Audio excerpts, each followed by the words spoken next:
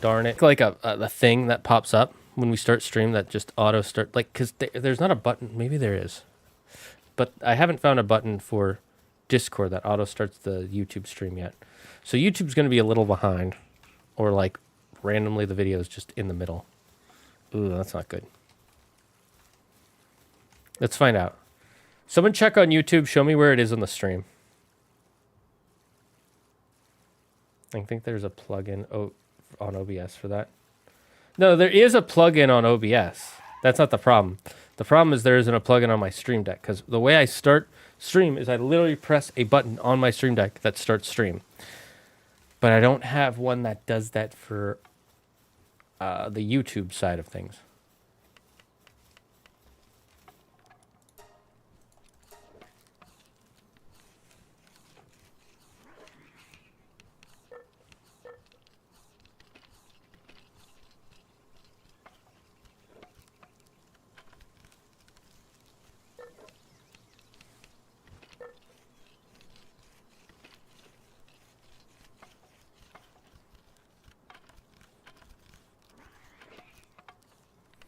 Okay, come on.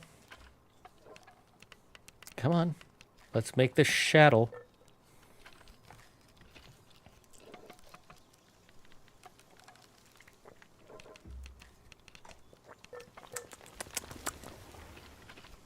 Where am I on the YouTube live?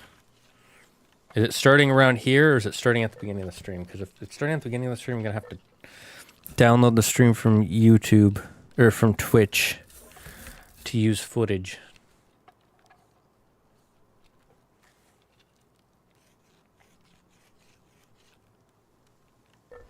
You know, for the thing, the thingamajug, the bloobity babu, the baffanada, the review. That's the word. How did I not think of the word review?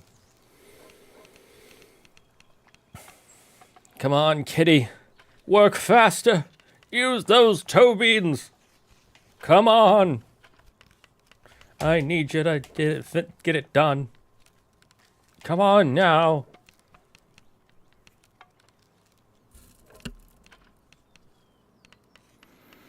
Almost there. Just 10 more years. I kind of wish there was a timer showing how long it would take to make things for the for the PAL gear stuff instead of just the bar, because they show how long for when you're building buildings. It shows like how many seconds. Twitch and YouTube are basically in sync. Curses.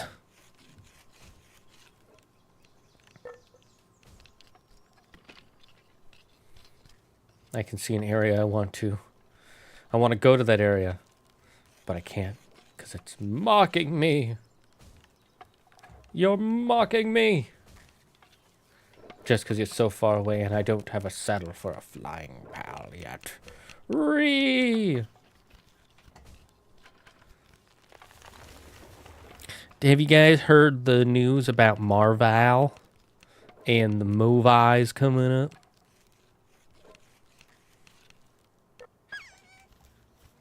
Okay, now I'm gonna leave.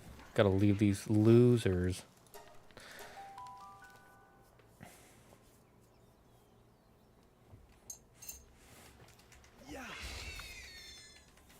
Ooh, more Ectheodeers. Don't really need them. We can now ride our Ectheodeer.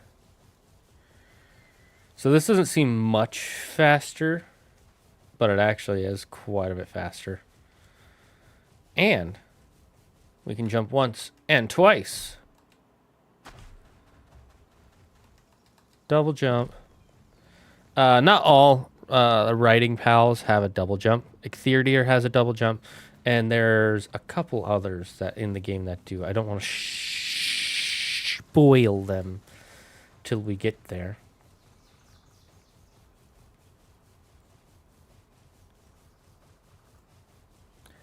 Let's head this way, my friends. Actually, maybe we should try to get the... Let's try to capture Bill. I actually don't know the way to get up there. I've never walked there. I've heard a bit, but mainly I saw a YouTuber react to AI-generated Marvel trailers. That's not the news I've heard about, but I wouldn't be surprised. And honestly, I'm like 50-50 on it. I care, but at the same time, I'm like, is anyone surprised? A Capricorn. Ooh, this is a good find.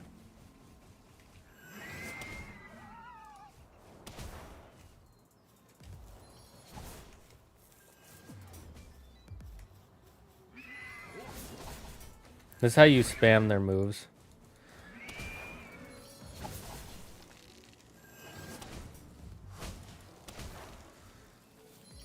Which actually I don't need to do.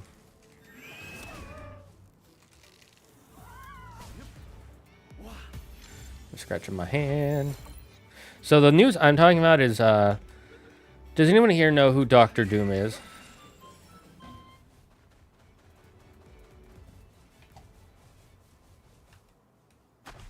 Oh, another Capricorn. If you don't know who Doctor Doom is, first of all, how dare you? And second of all, how? Just how? How is that even possible?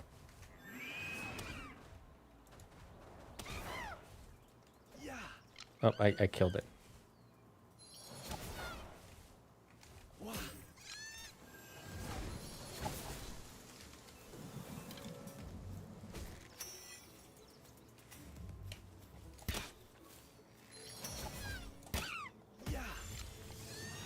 In universe or in terms of casting? Universe. Isn't he supposed to be the next big bad of the MCU? He's one of the next big bads. It's being debated. People aren't sure, but so one of the ones originally it was going to be Kang. Now they're moving to Doom because one, the Kang stuff hasn't been panning out very well, market share wise. Like the hype for Kang isn't that big. Because Kang has always been kind of a weird character in the Marvel Universe. Not just in the movies, but even in the comics. So they're moving to Doom. But also Galactus. Because Galactus would be the next universal threat. Like, Doom is a threat. But he's a threat only to the Earth. In the fact that he would want to take over. He's like... He's more like a... What's a good word? What's his name? He's more like a threat Magneto is. Like, Magneto won't destroy the universe, but people don't want him in charge either, right? Whereas...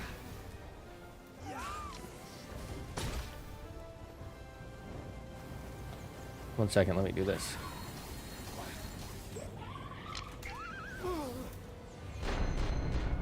I forgot how much damage some pals can do. So that was embarrassing. So it's between Kang and Doom. Or not Kang. Between Doom and... what's his face? Okay, this is marginally closer, I think. Doom and Galactus are most likely going to be the next two.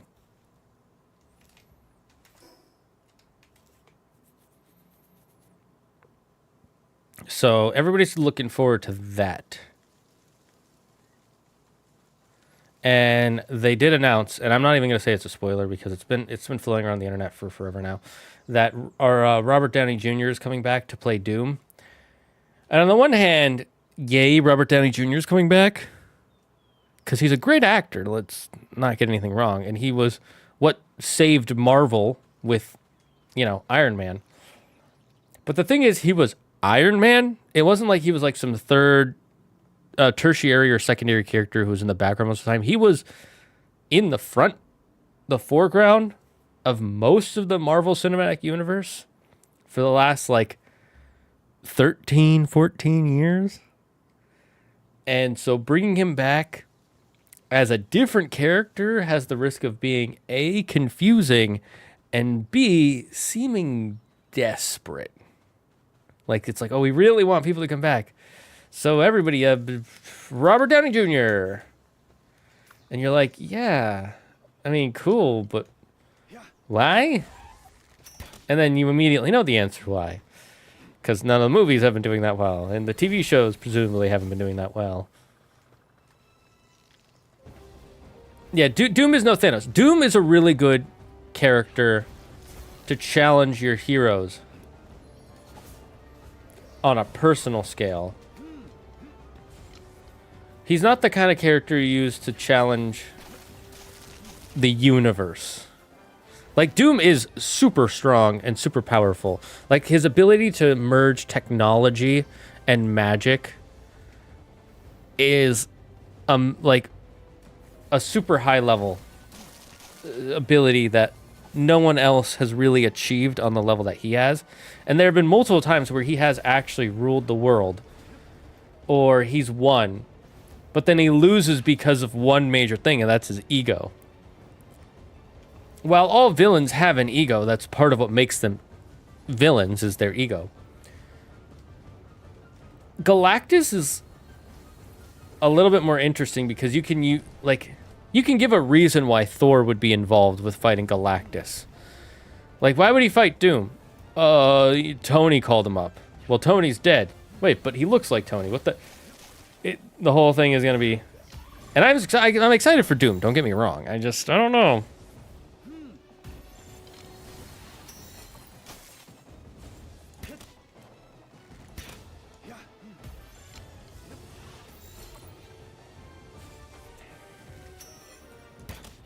Now, here's the argument people have been using, is that there are comics where Robert Downey Jr., or not Robert Downey Jr., but, hey, level up, let's go.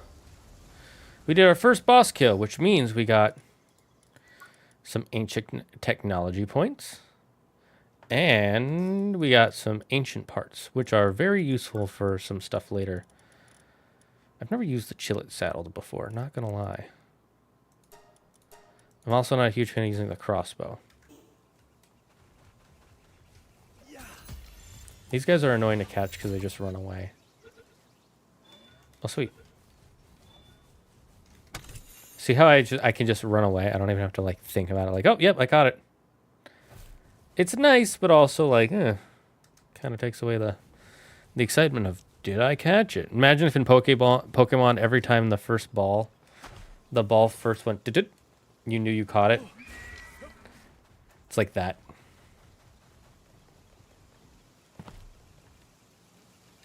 That being said, when it shakes 3 times and then you still don't catch it, that's super frustrating. That happens in the old Pokemon Coliseum game all the time.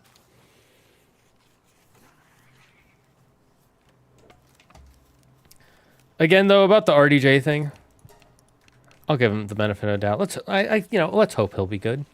I hope he will be. I don't assume he'll be bad. So it does give me some hope. But not a whole lot. I'm not like, oh, we're going to get a great movie now. It's more like, ooh, okay. This could be a good move or this could be a terrible move.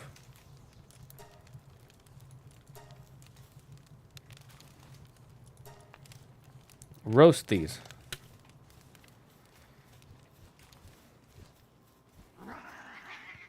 Yeah, exactly. It's not about him doing well or not. Exactly. I agree with you. I just know there are people who are going to say online, oh, what, you think you can't do a good job? It's like, that's not the argument here. It's about reusing a face. Yes, exactly. Now, if they were bringing in, like, another version of Tony Stark from, like, another universe, more understandable. They've done that, you know. Everyone who isn't Peter Parker looks exactly the same in other universes. But in this instance, I feel very wary about the whole thing. Holy, I got hit by a Yanni's. Am I boring?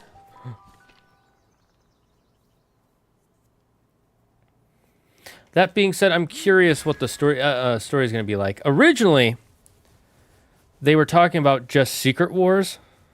And now it seems like Avengers Doomsday is coming out before Avengers Secret Wars, which it kind of has to. honestly, because if you know the story of Secret Wars, it doesn't make sense for Secret Wars to come out before Doomsday. Because Doomsday is presumably going to be his big breakout movie, kind of like how Loki was the villain in Thor, but everybody started really liking him in Avengers. I'm assuming that's what's going to happen with Doctor Doom. Whereas, what's his face? The whole the whole story of Secret Wars, by the way, is that it was a soft reboot, so we might be getting a soft reboot with Secret Wars. But what happens is the universes were kind of all imploding on themselves. The multiverses were crashing into each other. And so Doom found this guy called the Beyonder who has like super Omega level, can change the fabric of reality powers, typical comic book BS. And he merged all of the Beyonders across space and time into one Beyonder. Instead of millions of separate people, it's now one guy with the stomach, thoughts, memories, beliefs of a million different versions of himself. But because he's a constant, he's not like fighting with his own thoughts. It's just, imagine if you were hungry times a million. That's kind of his big thing in his personality. And that guy had so much power, he gave Doom basically the power of a god to change the universe however he wanted. And he created a separate universe called Battleworld, where everything was just on one planet. He was the god of everything. The cops that protected the universe were was every version of Thor known to comic books. So the cops are called the Thors with an S. So if it's gonna be like that Secret Wars at all, it's gonna be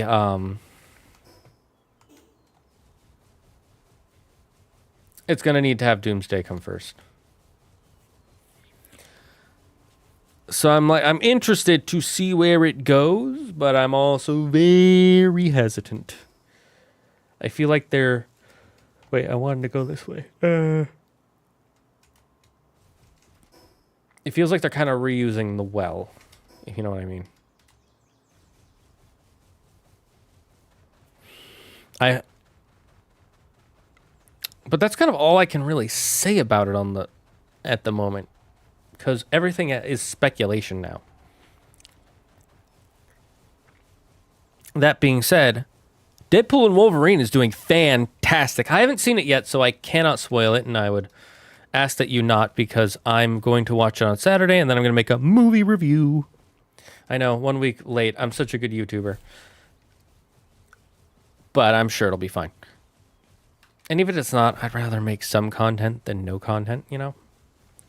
But it is doing financially amazing.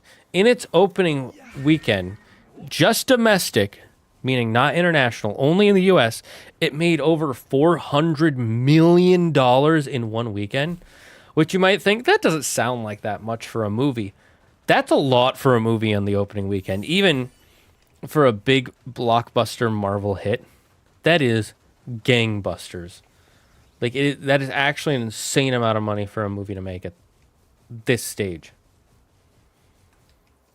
So, good for them. The funny thing is, everybody going into it was like, this is either going to be the movie that saves the Marvel Universe or kills it.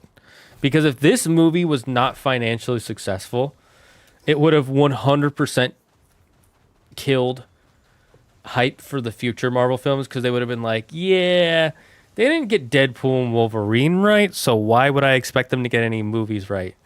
And every movie after that would have been an uphill battle for a really long time. But if it does well, which it already is, and people seem to like it, that means that they're still creatives in Marvel who know what they're doing. And so we can trust their future projects to be entertaining at the very least.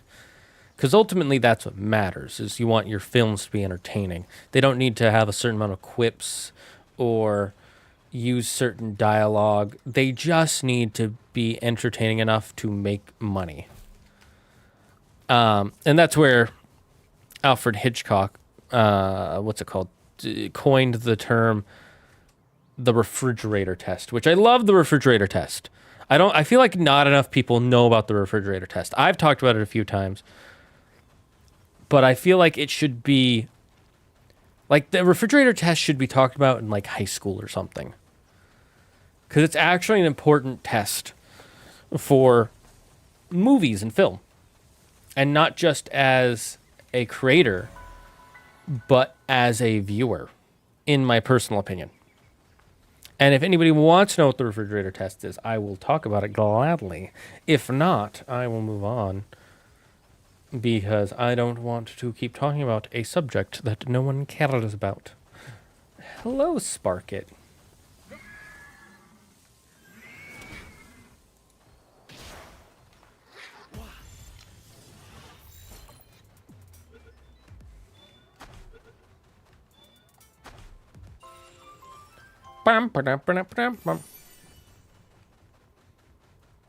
Let's open up this chest. Money. Here's a part of the game that we haven't touched on yet. So sometimes you can find these, like, wow, two parts of the game at the same time. You can find these like little broken pieces of stuff. You don't have to get off your mount, I just am. And they will usually have very useful items. And then this is another part of the game we haven't talked about yet. This can be hard because I don't have a certain thing yet, but I think I can make. Please do explain. Ooh, good. I'm glad someone wants to hear about the refrigerator test. So, this is how Alfred Hitchcock describes it. Let's say you go to see a movie, let's say Deadpool and Wolverine, right? You go to the theater, you pay for your ticket, you go, you pay for some popcorn, you go, you sit down, you watch the movie, and you have a good time, and you get home, right? You go to sleep, and then at 3 a.m., you decide, man, I want to get a snack from the fridge. So you go downstairs to the fridge. It's 3 a.m. in the morning. You're a little tired. You open up the refrigerator. The light comes on inside the refrigerator, and your brain goes, wait a minute. That part in the movie doesn't make sense. Well, it doesn't matter anymore because you've already paid for your ticket. You've already paid for your popcorn. You've already driven home, and you already went to bed. So you can't go to the theater and demand for your money back because you hated the film so much. All you can do is say it doesn't make sense now, and it doesn't matter because they've already got your money. That is the refrigerator test. Basically, it's making a movie just good enough for people to go into the theater, pay for a ticket, and leave and not complain to get a refund. Just good enough. It doesn't have to be amazing. It doesn't have to be intellectual. It just has to be good enough. And hello, Alpha. Don't apologize for being late. We all have our things. Oh, squawk it. Burn!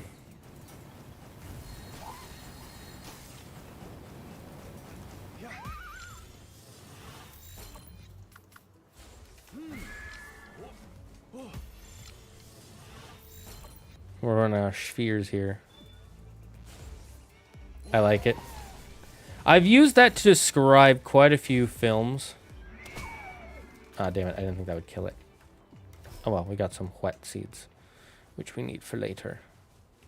We need these wet seeds for later. Not sure why I gave it an Irish accent when I said that.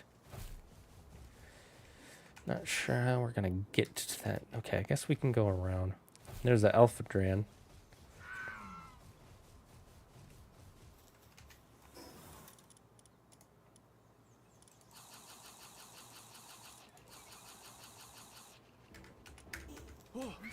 Run. He wants to eat my toenails. Ow. Ow. Ow, he wants to eat my cooked toenails, it seems.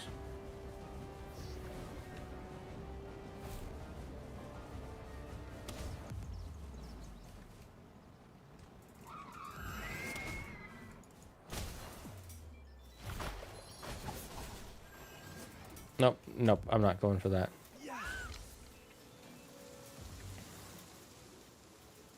Apparently his version of Doom is going to be Good King Doom.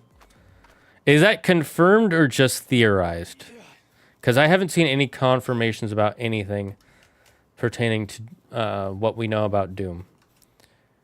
And based on their slated movie titles, I don't think that's the case. Not good, God, King Doom. Ah. Oh, you, are you talking about... Are you talking about the one from Secret Wars? Because if so, that makes the most sense. Because of the fact that, well, Secret Wars is going to be... Ow, rude. Is going to be one of the next big Avengers films.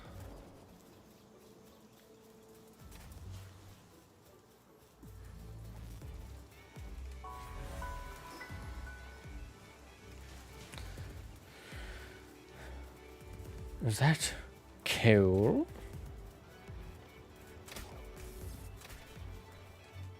Oh my god. A Lylene statue. You know, I'm just going to take this. We get a free pal. A dumb mud. Actually, that's pretty useful, not going to lie.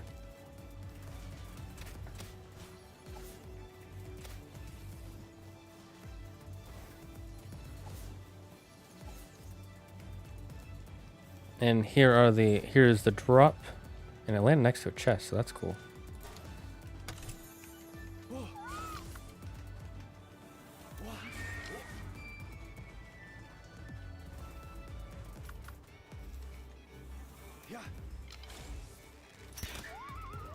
Burn it.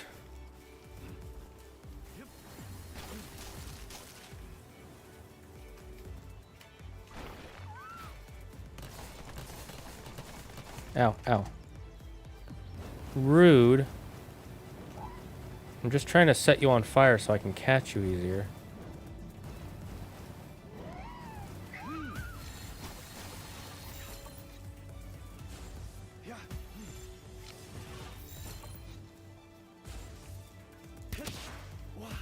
RDJ made a joke when he was revealed different masks, same agenda.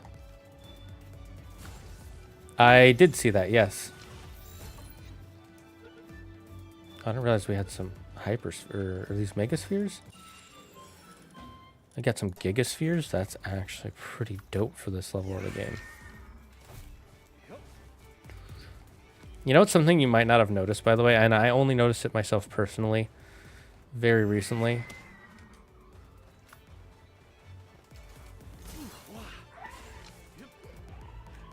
All the music you hear in game is battle music.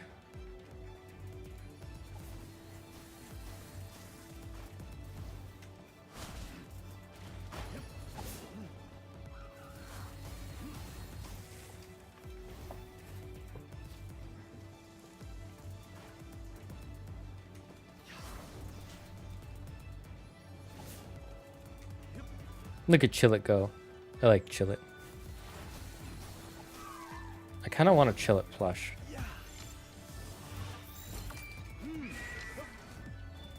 Oh, we caught it. Let's go. First one.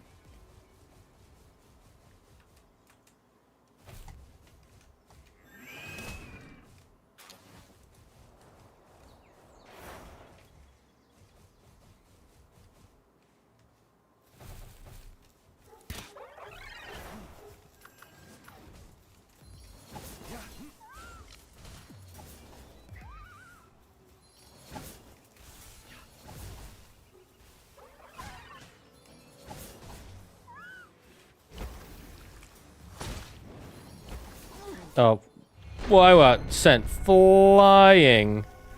Holy squawkamole.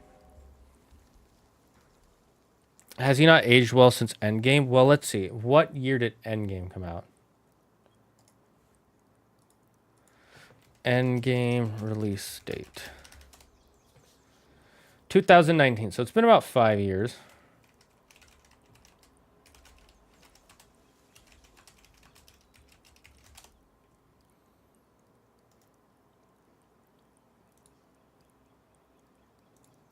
look at a picture of him from... Let me find a clearer picture.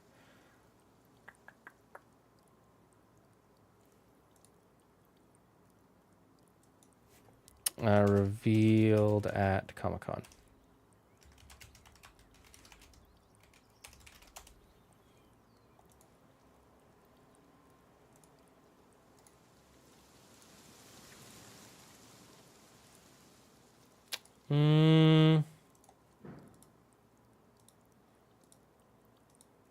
I wouldn't say he hasn't aged well. It might just be the way that they're... I mean, I think it's just that he's got a bit more gray and his hair's a little bit thinner because they're not dyeing his hair anymore or his beard. So it just makes him look a lot older. I don't think it's that he hasn't aged well. I think it's just they're not dyeing his hair the way they were before. But hey, that's just a theory. A brain dead theory.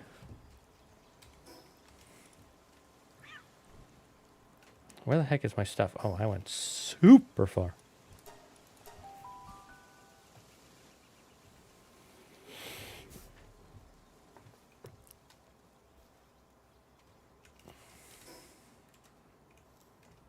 Let's go get our stuff.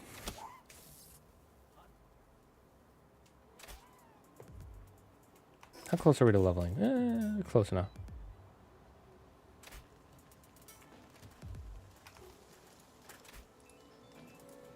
You know, one thing I really do not like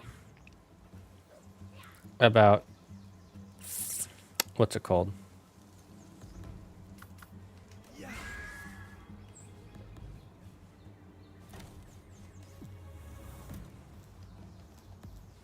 didn't realize I still keep my pals. It's actually pretty nice. I don't like games where you lose your stuff when you die. I don't mind it. It's a little frustrating, but you know, with games like these, it's kind of... That's part of the challenge of survival. Because if you don't lose your stuff when you die, right? What's making you want to stay alive? What's the risk of death then? Like, the risk of death is, oh, you get sent back to an earlier spot. But it doesn't matter because you have some form of fast travel in almost all games. And if not that, you have some sort of speedier travel like a mount or something. So it's like, yeah, you're further back, but is it really a problem? So if you want to add a challenge, having stuff drop makes a lot of sense. And you could argue like, oh, it's padding, but I wouldn't really say that. Because if that's the case, any obstacle in the game is padding. And by that point, and then you should just get rid of obstacles. Right? Enemies shouldn't get harder as the game goes longer. There should there shouldn't be walls to block your path. You should be able to just jump or climb over everything. You should already have the map fully uncovered. Because though anything can be called padding then. I think the argument that it's padding is very shallow. Is basically the point I'm trying to make. Where is this? Ah. Oh, there it is. I'm not saying you have to like it, but this is my reason of why it doesn't bother me. Yeah, it's frustrating at times, but that's only if the game is already really frustrating. Like this, I lost my stuff. How long did it take me to get it back? 2 seconds? And you could argue, well, that makes it more like padding, and sure, I guess. It's not a problem. If it's not a problem, why complain, right?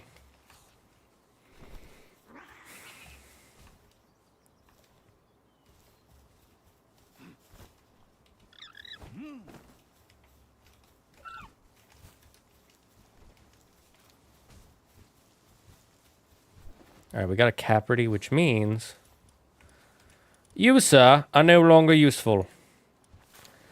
See, the Skumas, level 1 farming. Capridy, level 2 farming. God damn it, why are you going there? Actually, it doesn't matter. Not yet, anyway. Not yet.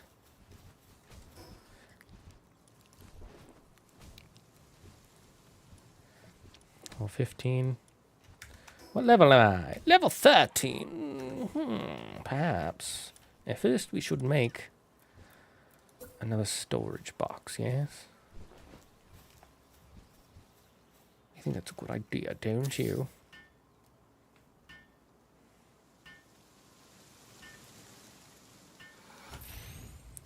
Now, let's put away the things that we need to put away. Oh, we got some crude oil. That is... Poggy Woggies, my friend. Poggy and the Woggies.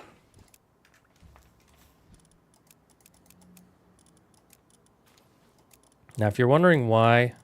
Oops. I'm holding on to coins. It's because they don't weigh anything. So you can have a bajillion coins, and it doesn't matter. That's it. That's the only reason.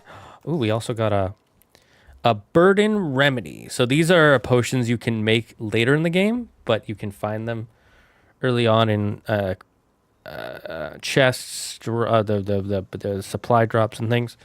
That when you use them, they permanently increase a different stat depending on which potion you're drinking. This one increases our carrying capacity, which is very, very good for early game. And you can make infinite of them and use them. I don't have a problem with the rest of the stuff you mentioned, but I never said I don't play games with that mechanic. I just said I don't like it. No, I'm not saying that you don't play these games. I'm saying if you chose not to, that's fine. You can choose to play the games you want to play. I'm just making a statement as to why it doesn't bother me and why I think... And I'm not saying you're the one doing this, but there are a lot of people online who will complain and be like, this is why this is a bad game. And you know, when I was younger, I used to think that. But playing a few games where that's the case doesn't bother me anymore. It's no different than, like, you know, to me, it's no different than losing a life when you play Mario. Yeah, that's annoying, but whatever. You know? But that's just me. I'm not right. I'm not wrong. I just have an opinion.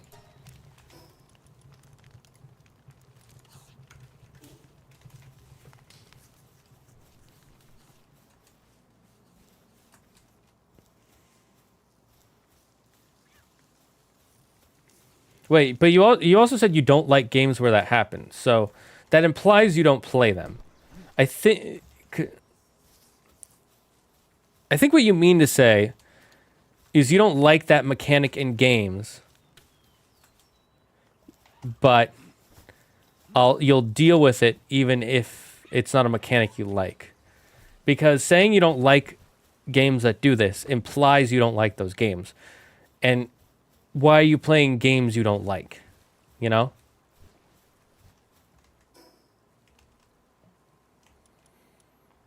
Like, we're supposed to do things games are supposed to be something we enjoy. So if you don't like these games, you see how I'm suddenly going into like a mental, what's the word? A spiral of trying to understand. Before we fight the Peng King, let's do some more exploring.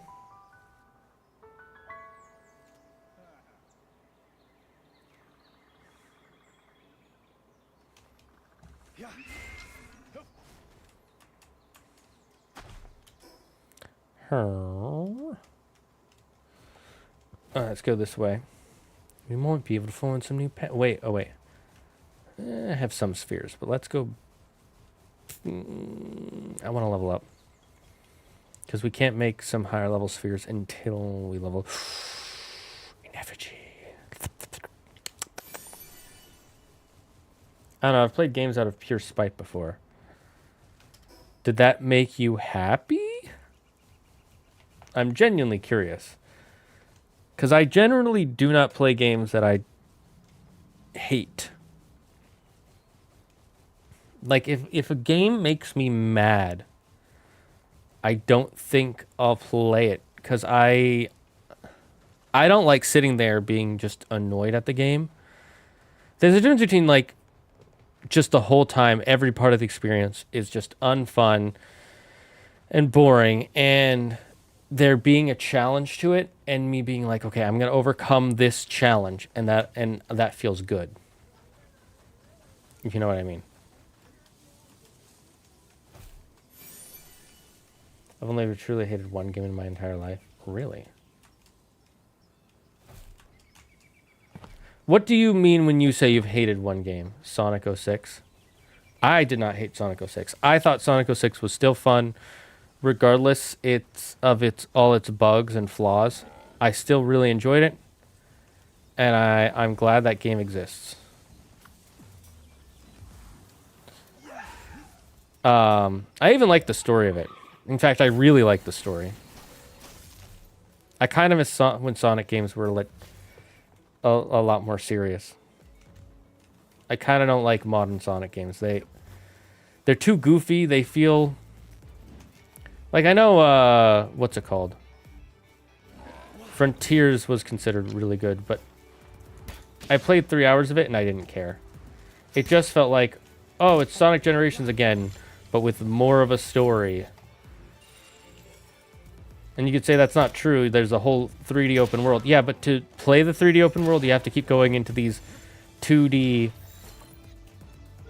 games. And I'd rather it be fully 2D or fully 3D and not trying to do both. And that's what Sonic Generations was. It was trying to do both.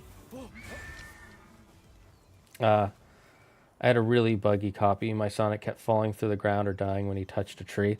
No, that's just that's just the game. The game was rushed and pushed out because they were making 4 games at one time.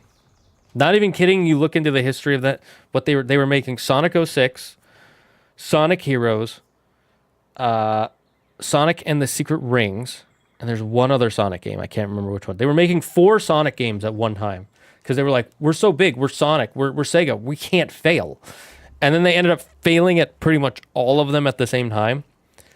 Like, if you look at the story, the history of how Sonic Heroes was being made, there were originally 2 guys developing the game. And then one of them had to drop out because his health got so bad while developing it. So one guy made like 80% of the game by himself. That's why when you play through the game as one of the 4 teams, Team Sonic, Team Dark, Team Chaotix, and Team Rose, you've played through all of the game as all of the teams. The only thing that's different for 3 of the teams is the difficulty level. Rose is easy, Sonic is normal, Dark is hard. And then Team Chaotix is just the goofy side mission version for the game.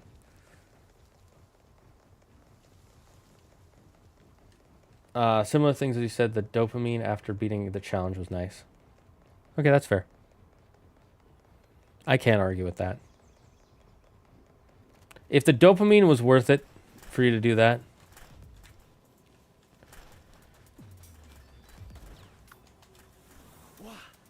chill it. Go murderize these humans. These syndicate thugs.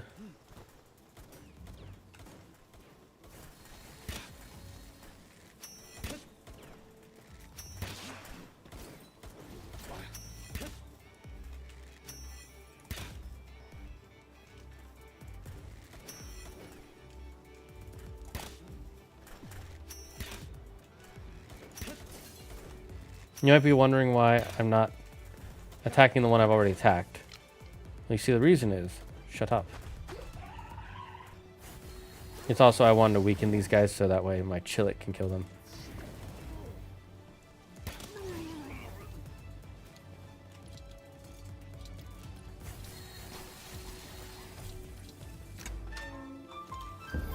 Peace. Oh, we gotta level up. Let's go.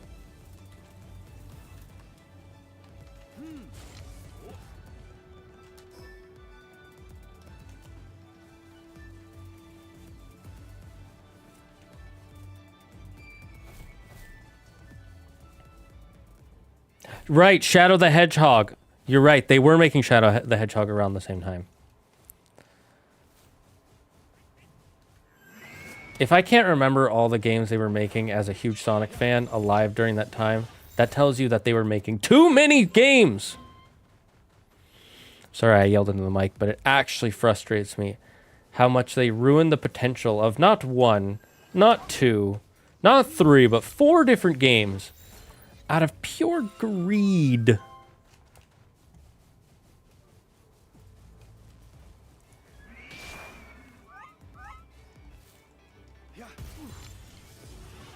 Shadow I liked. Shadow has some good elements to it. Shadow the Hedgehog, the video game, has some good elements to it. One being it's a Shadow the Hedgehog game.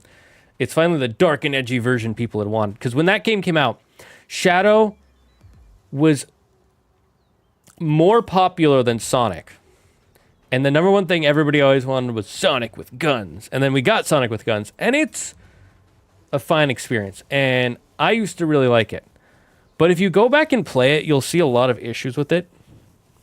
For one, it's very slippy slidey. Like, Shadow just slides. Like, everything is on ice.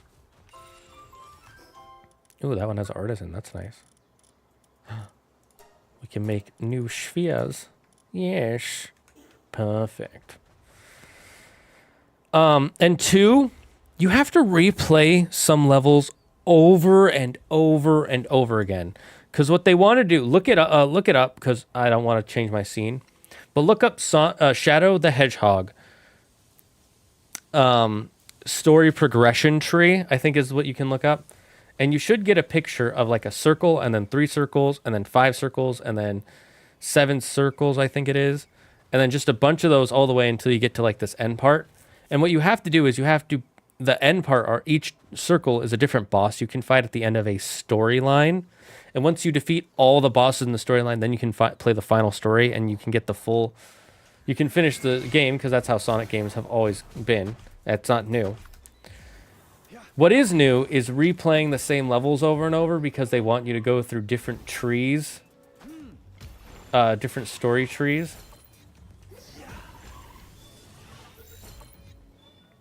And that results in you playing through the first level like 8 times minimum. No, not even 8. It's like 10 plus. And it's not like some super compelling, amazing story or level even. The level design is very basic, very simple. It's basically like playing through the tutorial over and over and over and over and over again. Or playing through the first level of any game over and over and over again. Why? Because you have to. And it was like a cool idea on paper, but a really, really tedious idea as a game. That's his shoes, his hovers, glides. But it's gliding in a bad way. Like, it's harder to control as a player. There's a difference between him being fast and able to glide and a character being difficult to control because they're playing like they're on ice. And it's not the former, it's the latter. So it can turn off a lot of people to the game. Skill issue. I mean, it definitely does take skill to be able to move like that. But basic movement shouldn't be a skill unless you're playing a game like I Am Toast or I Am Bread, whatever it's called. If you're playing that game, then yeah, the whole point of the game is being able to move as a piece of bread.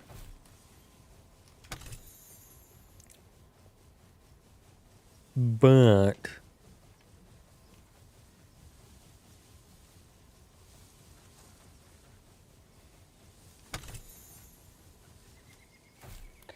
a Sonic game definitely should not be like that. Where am I going? Ooh, there's one over here. Supposedly. I can see it on the compass. I only played the game when I was super young, so I can't say if it frustrated me or not. That's what I used to say. I'm like, no way it was that bad. But then I tried it again when I was like 19. And I was like, oof. You know, this game does not handle well. No, thank you, good sir. And I could not finish it, even though I liked it. Okay. I thought it was. I remember having good memories of it. All right. Okay. Now we can build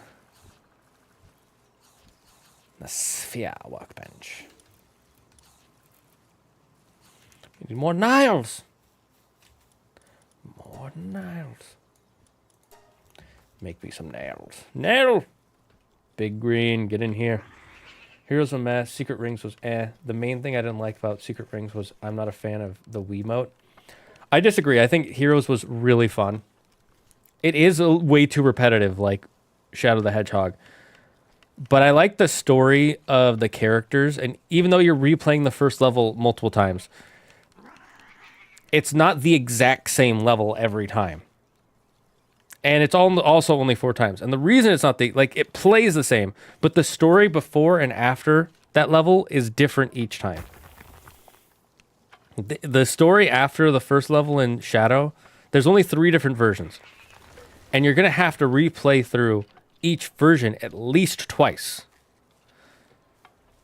Whereas the story that happens for each, it's a different cutscene of a different thing happening to different characters and why they're going on this adventure. I remember having a lot of fun with it, even when I replayed it later, but it might be terrible. Maybe I'll play them on stream again for a review. We will see. I actually have a different review idea right now, but we'll get into that later.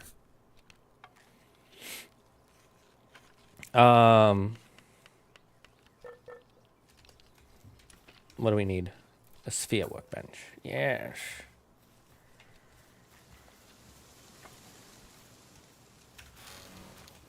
I'm going to build it here so this rock stops spawning. Meow! Actually sounds like a cat. Secret Rings was interesting. I didn't hate the way the Wiimote thing worked, but it did feel like you were on rails a bit too much. I think they did a better job with it when they made the quote-unquote sequel. Sonic and the Black Knight, I believe it was called. The King Arthur one. That one's pretty good. I like that. Or at least it was better.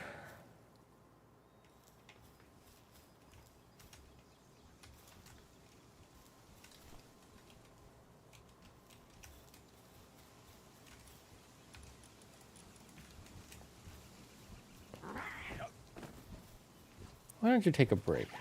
Why don't you take a nice little...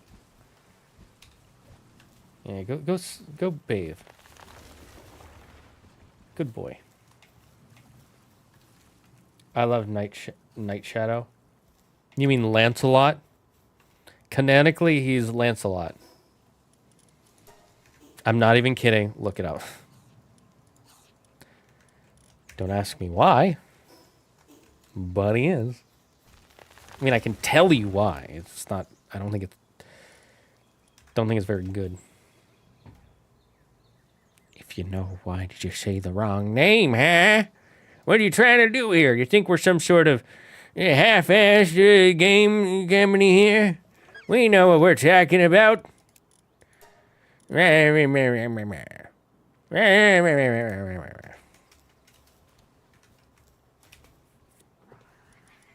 If you can't tell, I'm trying to make a joke here.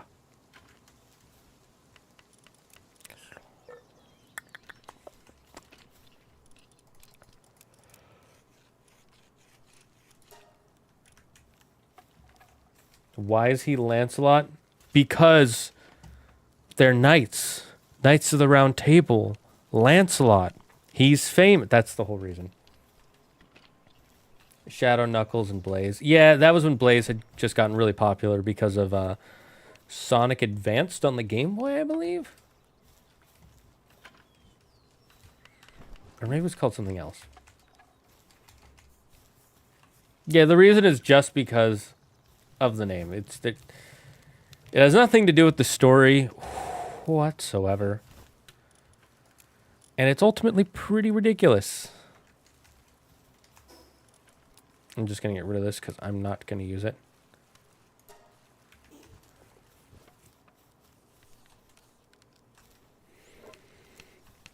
Then there's also the versus mode where you can play as some of the other characters. Like there's, I forget, I think Silver was Gwaine.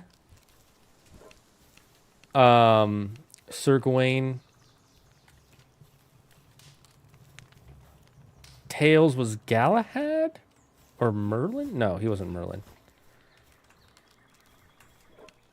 It's interesting to me how Lancelot is a name you don't see at all today, but Arthur's totally common. Yeah, but that also has to do with the fact that, one, Lancelot was a French name. Not an English name, because Lancelot is French. And two, the fact that Arthur has been used in other media, like the show Arthur. So people don't really, like when they think of the name Arthur, they don't even think to associate it with King Arthur most of the time, or at least I don't know anybody who does. But when you bring it up, they're like, oh yeah, that makes sense. Whereas if you said Lancelot, they'd be like, you mean like a knight on the round table? What are your parents, nerds or something? So then again, lots of people are named Luke because of Star Wars, so. Like, I had a friend who was like, he didn't realize he was named after Luke from Star Wars for years. And then I said that, and he's like, that, I think we were like 7 at the time. And he's like, Daddy, that's not true. And he's like, yeah, it's totally true. And he cried, and I was like, what the fuck, dude? You're named after one of the coolest heroes of all time. Quit your bitching. But you never know what's going to set some people off, you know?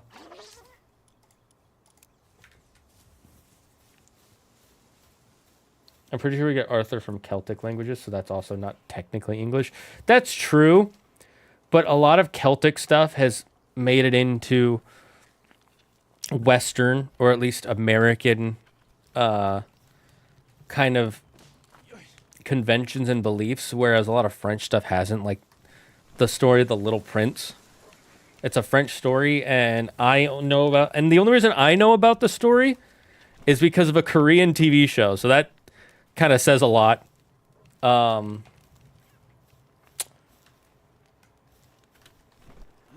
Amy was the Lady of the Lake. Was it Amy or Amelia? Like a fairy tale. That's a pretty good point.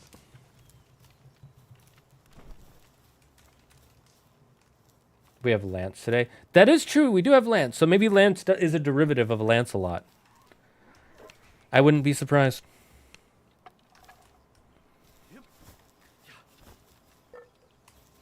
I'm wondering now. You know what we should name more kids? Merlin. More kids should be named Merlin. It's just a fucking cool name.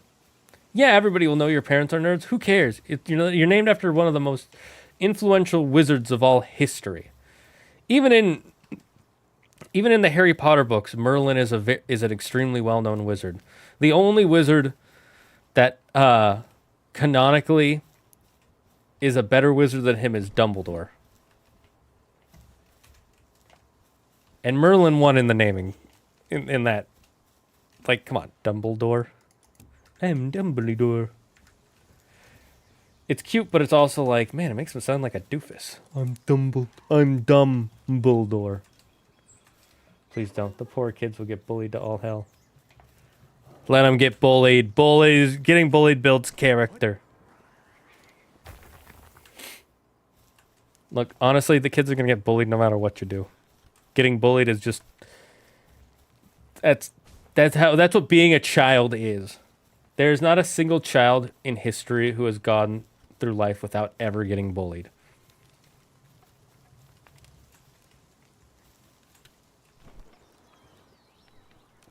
That being said, I recently watched a Nostalgia Critic video talking about a movie, and there's a thing in that movie that makes me so mad. And it's the Fan Four Stick movie. Now, everything about that movie makes me mad, but there's one thing in particular that's like, you really thought this would make us like this movie more? And that's the Thing's famous catchphrase,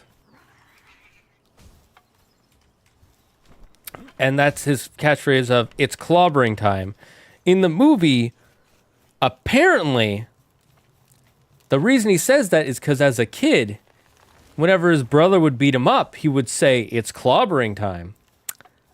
Which is, what the fuck, movie? Why would you take a beloved catchphrase and turn it into something so much more depressing and dark? I can't say I have memories of being bullied. Okay, chat, time to start bullying Yuki. We gotta bully him. We need to build some character for him. Don't thank us. We're doing it out of charity. Out of the goodness of our hearts. Person was also a Slytherin who traveled to the past. Is that something you heard or something that's proven? Because I've never heard that before. I'm going to ask my friends who...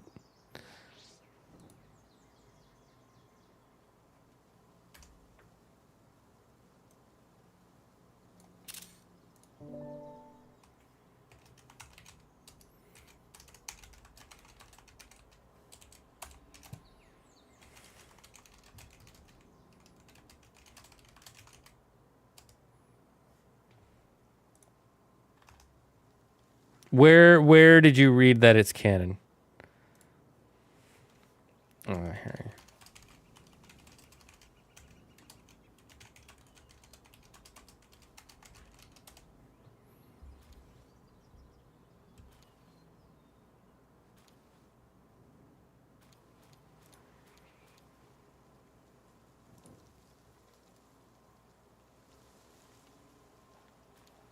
Mm-hmm.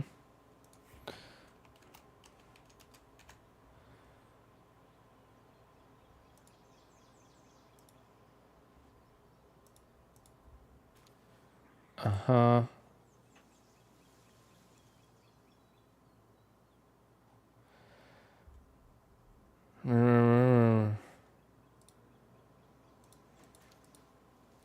Half of what you said, it looks like they're saying on the...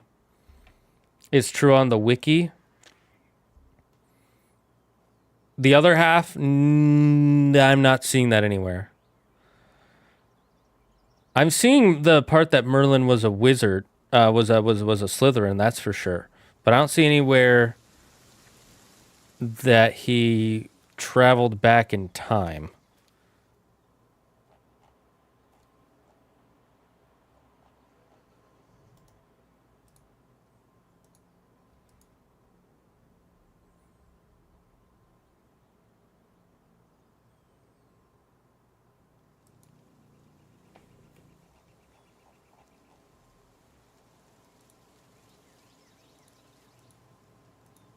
So I don't know where you got the whole he traveled back in time part.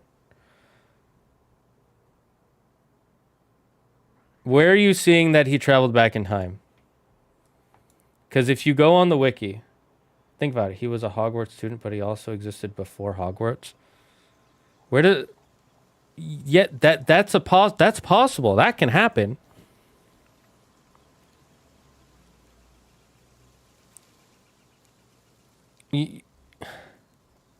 Like, you know, Hogwarts... The teachers at Hogwarts had to have built it at some point, and there were people born before they built it. So he was there in the early years of Hogwarts, like the first year it was around.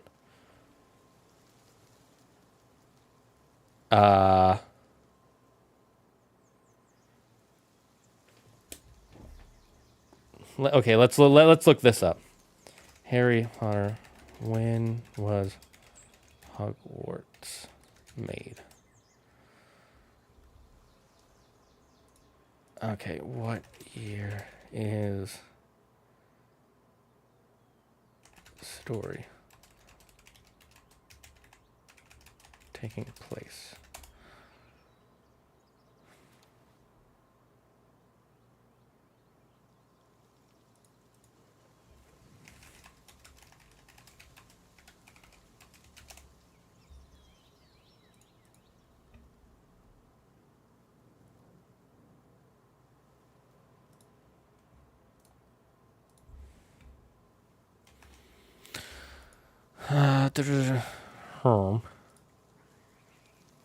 This seems more like a loophole problem than that he was time traveling.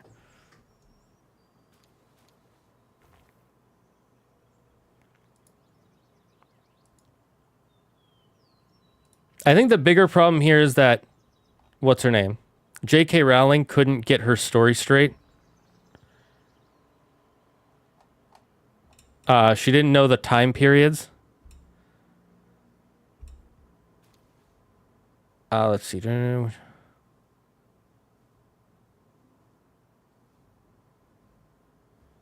it says here he was taught directly by Salazar Slytherin. And, okay, what era is the medieval era?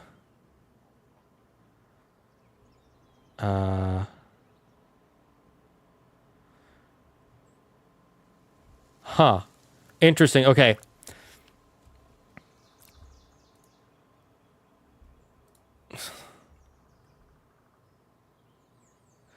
Okay, see, here's the problem. Honestly, I believe that J.K. Rowling not knowing the time period sounds pretty solid. There are also some idiots who believe that the founders are the orphans from Lion, Witch, and the Wardrobe. No, that's not the case. They're not the orphans from that. It's a completely separate universe. The only universe where you could say that it's maybe connected is Game of Thrones and Lord of the Rings. And that is only because George R.R. Martin straight up said the reason he wrote Game of Thrones is because when he finished reading The Lord of the Rings, his first question was, how did Aragorn make the world better? What was his tax plan? How did he run the country? What was it like in court? And since the author was dead by the time he read the books, he decided to write his own story that explained that. So that's the only fantasy universe where I could put those together and say, like, maybe they're connected. But even that's a stretch, like a Mr. Fantastic stretch. I think J.K. Rowling overlooked the time period. Okay, here's the thing. So the Middle Ages is when Hogwarts was invented. The Middle Ages is anywhere from the 5th century to the 15th century. The exact century when Hogwarts was founded was the 10th century.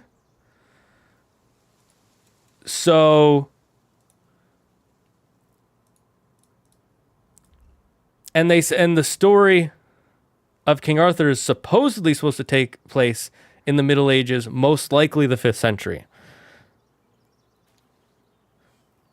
So the whole thing is like, maybe J.K. Rowling just read Middle Ages and didn't look into the exact century in which King Arthur's story took place, and just vaguely said, it was like, oh, it took place during any point in the Middle Ages,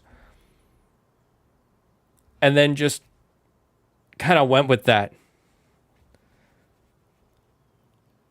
Or he is a time traveler. I think the first one is more plausible.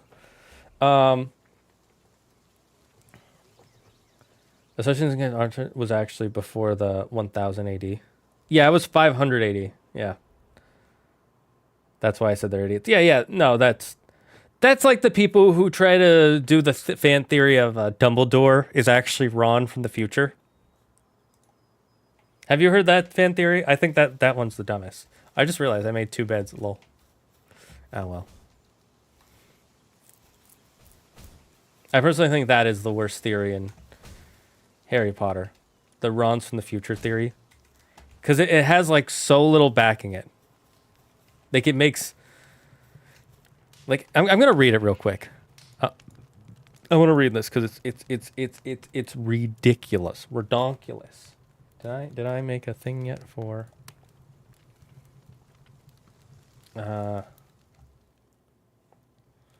Let's... Where's my window?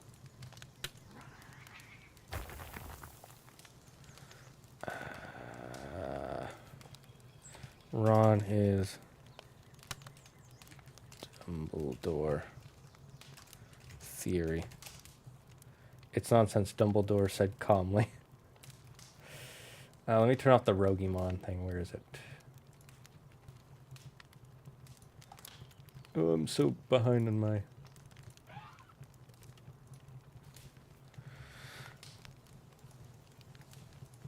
Okay, let's read this from Reddit. You know, the most important of news sources. That's the most believable. I heard one that Hermione is Dumbledore's great-granddaughter planted to help him manipulate Harry. Okay, we have to read that one after this, but I want to read this one. Dumbledore is Ron Weasley, who has traveled back in time from the future using the time turner. A great older theory that still holds up well? No. No, it does not. After spending way more time than I'm willing to admit shoveling through dead links trying to locate it, I figured I'd keep it alive with the direct post. To summarize, the resemblance between Dumbledore and Ron are uncanny. What? That they have faces? Okay. Ron Weasley. Okay.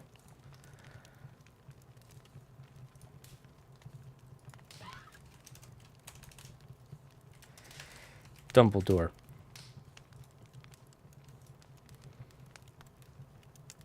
Let's find out. Yeah, that's a better picture of him. Open in new tab.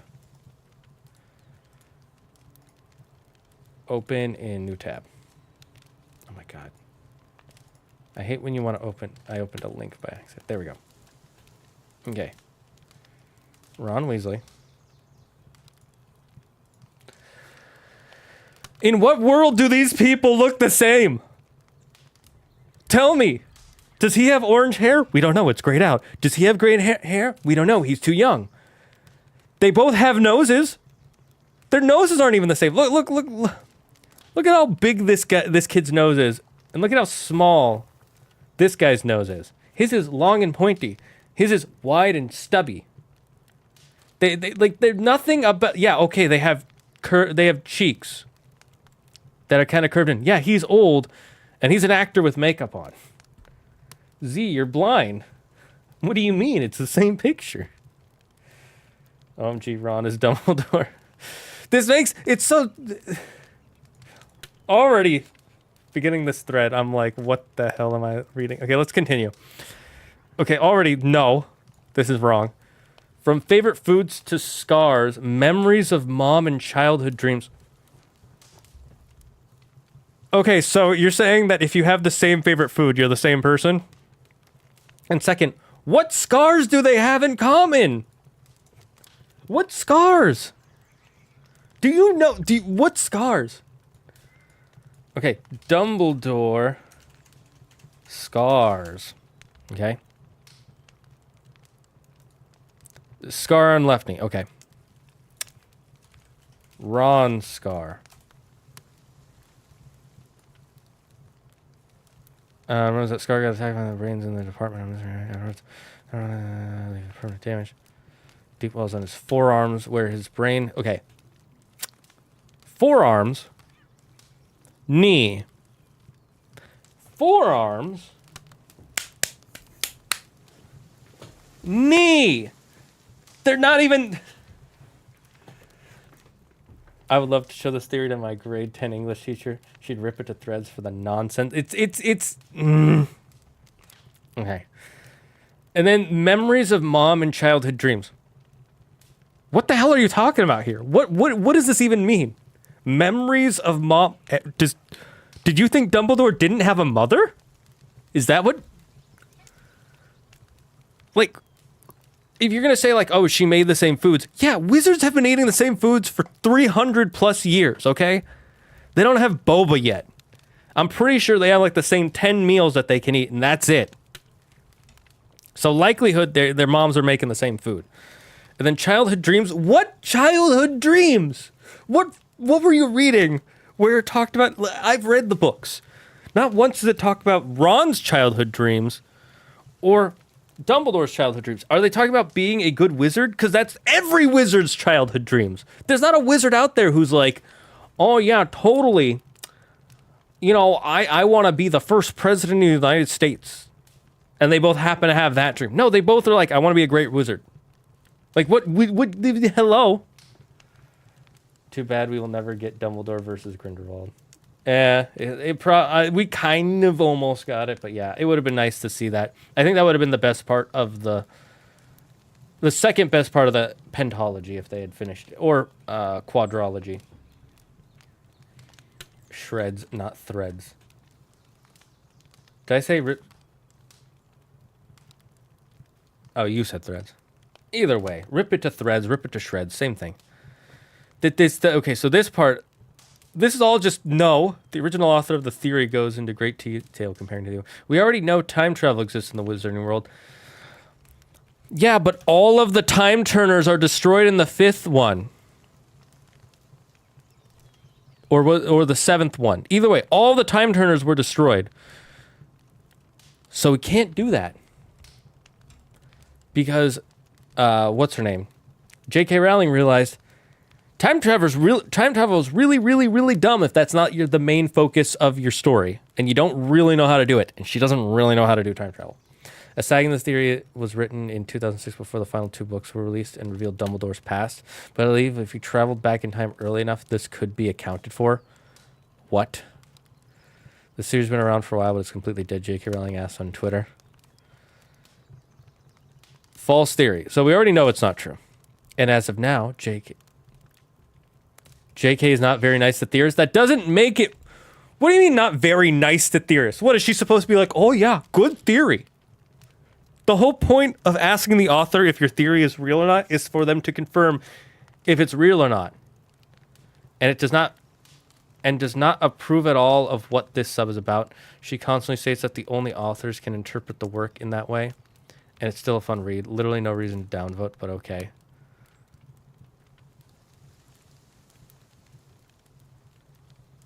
Yeah, she's also like 2 theories.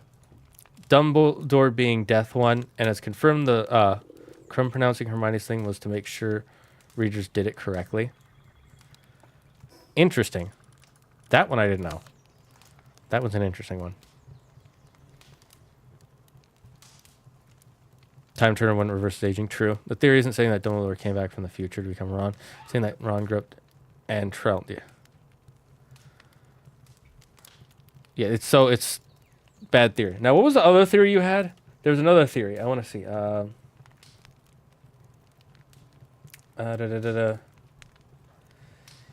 Hermione is Dumbledore's great-granddaughter. Okay, I need to...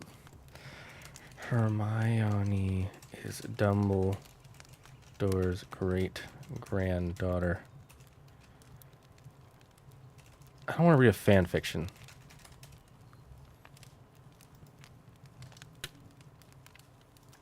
Okay, now I want to just read this. We're going on a loophole, or what, you know, a rabbit hole, but it's fine.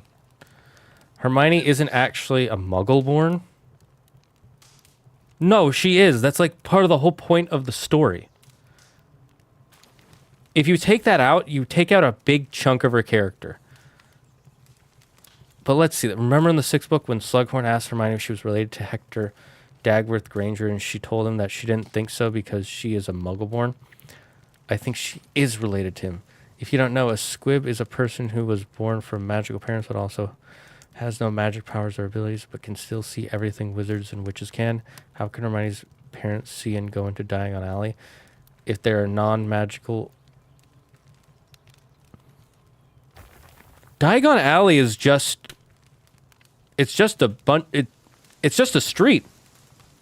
The building itself, the buildings themselves aren't made of magic. You can still see them. The way they keep muggles from seeing them is by using a charm to have them look away.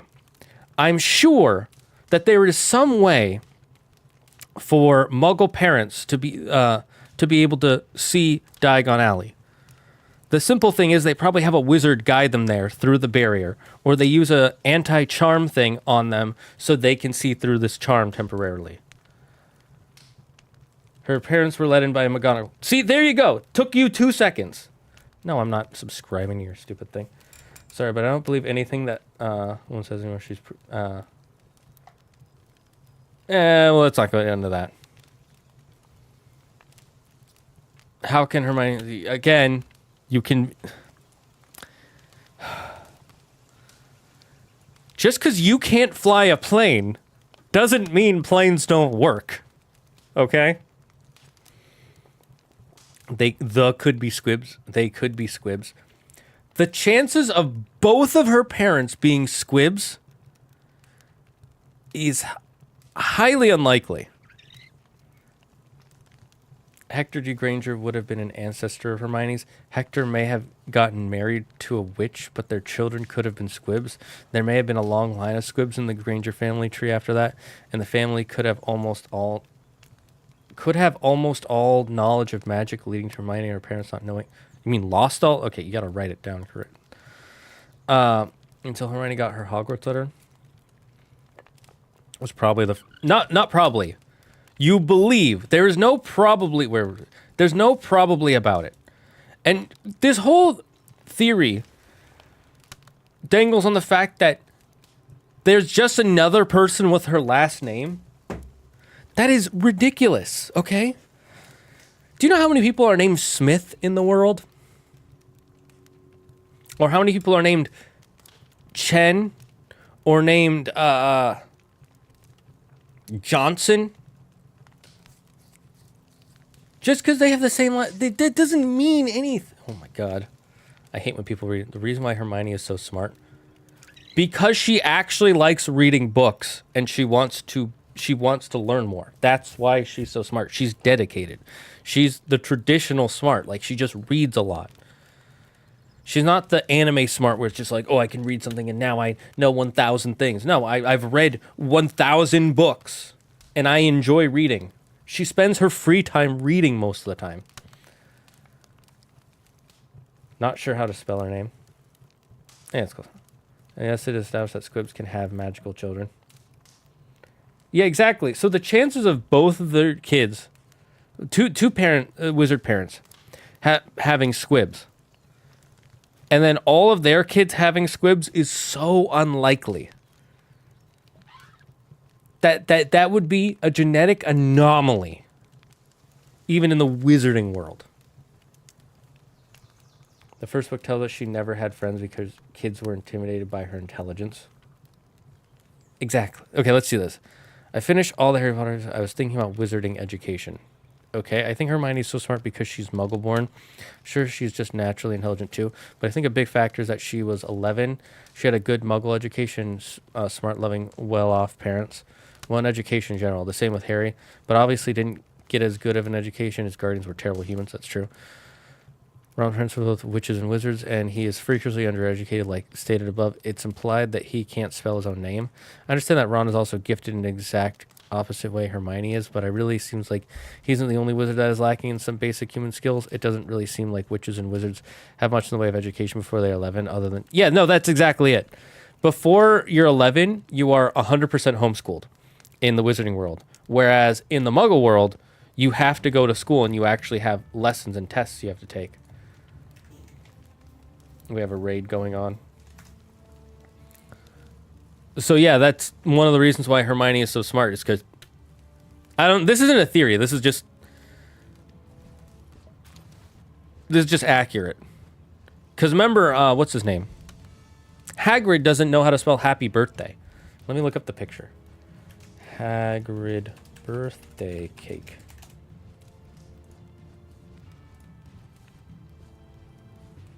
This is how he spells happy birthday. It's cute, but it shows he doesn't know how to... Here's a better picture of it. He doesn't know how to... He doesn't know how to spell. I mean, he got pretty close with birthday. What a lovely tangent. Thank you.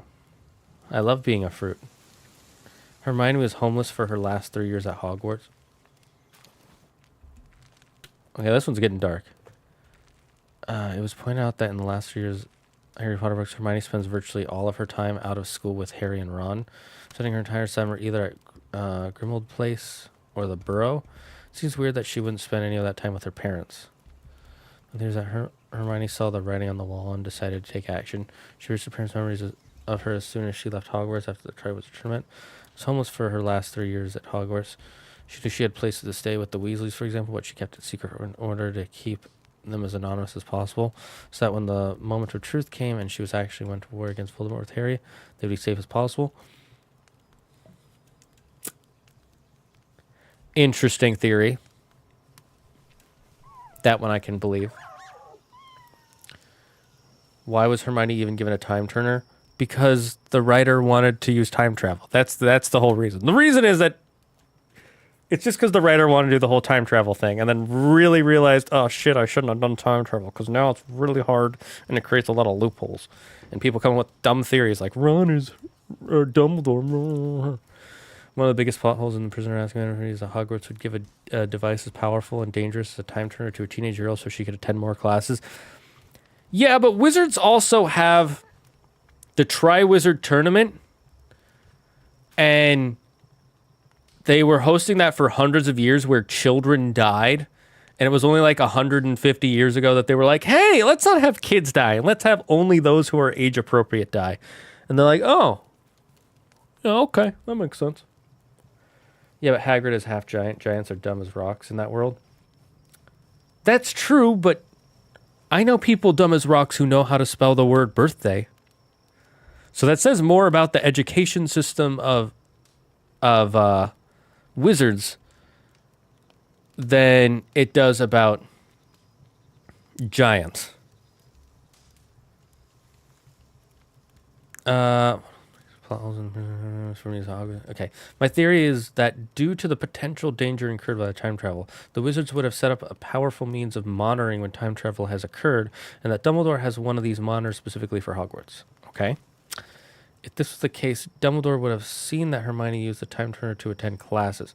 Well, he would have known that already, because the only reason she got the time turner is because McGonagall sent into the Ministry of Magic to get the time turner for Hermione. And there's no way she does this and the headmaster doesn't find out. First of all, McGonagall is very by the book. She would have told the headmaster, hey, is this a good idea? I'm going to write into the Ministry of Magic to allow this student to have this because I think she's a really good student. She could become one of the great wizards of the future. And then with his help and his recommendation, they probably went to the ministry together. That's most likely how it went. I doubt McGonagall by herself went down to the ministry without Dumbledore's influence or help at all. I'm not saying McGonagall's not a badass, but if you have the chance to use Dumbledore as a reference, you're going to use Dumbledore as a reference, right? That's like having the president of the United States give you a reference for a college. Like, why would you not use that resource, you know? In order to prevent damage to the timeline, he would then have Professor McGonagall give Hermione a time turner, instruct her in its usage. Okay, first of all, based on the way it works in the third movie/book, time travel works in a closed loop, where if you go back in time, no matter what you do, the future will always be the same. You cannot change the past. And then they made that stupid stage play where they go back in time and change the past. So the whole thing, it just breaks Harry Potter canon 6 ways to Sunday. This also explains why Dumbledore gave such vague advice to Harry and Hermione later in the book. No, he did that because he likes to be cheeky. Let's be honest. Dumbledore's a cheeky bastard. He doesn't like to give away too much information. He likes to let his students learn things on their own. He gives them just enough information to get to the answer. He had already been monitoring the two of them during their journey to the past and knew that they would be successful. Yeah, it's a bit of a stretch. I mean, he already saw them. He says this in the 7th book, when he was talking about how he should have told Harry that he was a Horcrux way earlier on. But he was like, you're too young, but you kept completing all these amazing feats. Like, you killed Voldemort 2 times. First, you killed Quirrell Voldemort by yourself as a 1st grader.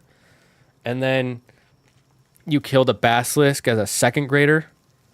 He already, like, at that point, he's already like, damn, okay, this guy's like an amazing wizard. Like, he's got this. Yes, the Cursed Child. Apparently, they're finally making it into a film. Yeah, that's the rumor. And I'm not surprised because they really desperately want money. Warner Brothers is so not doing well right now.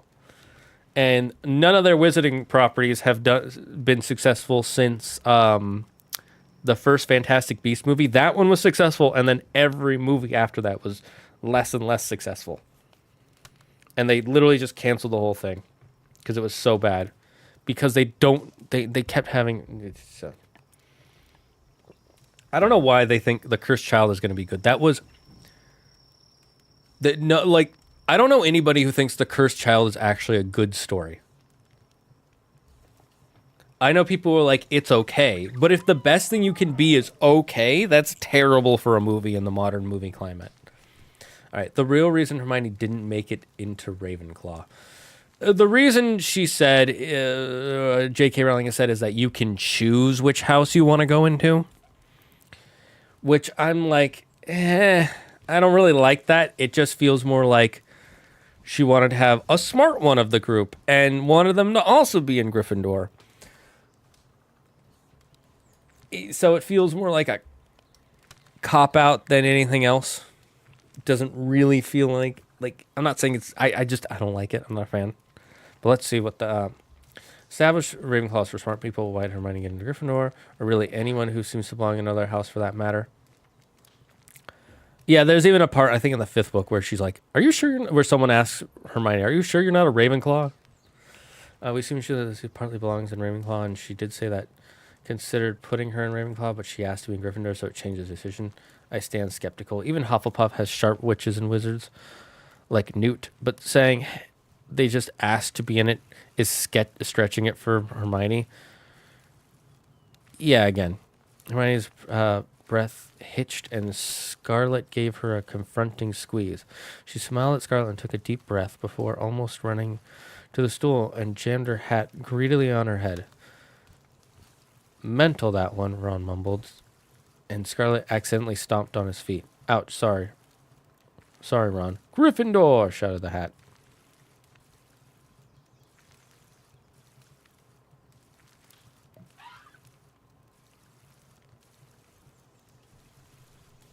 I don't really get what this... Okay, so there's no stretch of time. Her sorting is instantaneous when you're reading it. Well, it moves at the speed of thought. You have to remember, the conversation with the hat is like probably 5 seconds to everyone else. But for you, it's at the speed of thought. The speed of thought is a lot faster than people realize. That's why so many people say things that they don't mean to say, because they don't think about their words before they say them. They just say the first words that come to mind.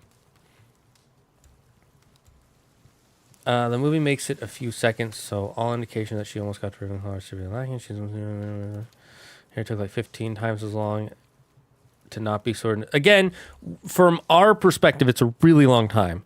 From theirs, it's probably 10 seconds. Because again, they're probably speaking at the speed of thought. I know they show his mouth moving in the movies, but in the books, the hat doesn't have a mouth. It just talks into your head. Like it's telepathically talking to you. I'm referring to Miller and Depp. Wait, what? We all know why Warner Brothers are tanking. That's not why they're tanking. They're tanking because they keep making bad properties. No one would care about that stuff enough to boycott the film. I'm gonna be honest. If the films were still entertaining, people would still watch them. The problem is the films weren't good. Like, yeah, we all learn that stuff about Miller and Depp, or Amber Heard and Depp, but I don't know why you said Miller and Depp. It's Amber Heard and Depp. But that doesn't actually influence as many people as you think it does to going to the movies. It really doesn't. Because like Andrew was mad about that, and he was like, I might not see it, and then he went and saw it. So.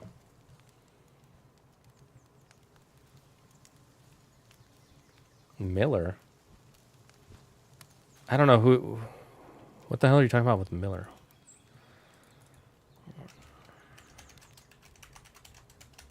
Defends Miller. Oh, Ezra Miller.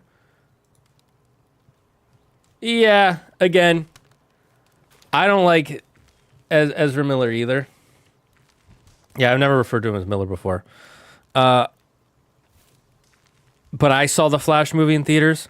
The problem again there is that the movie's not that good.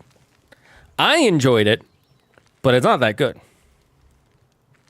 We do always playful, childlike, dreaming have very different perspectives on the world and things.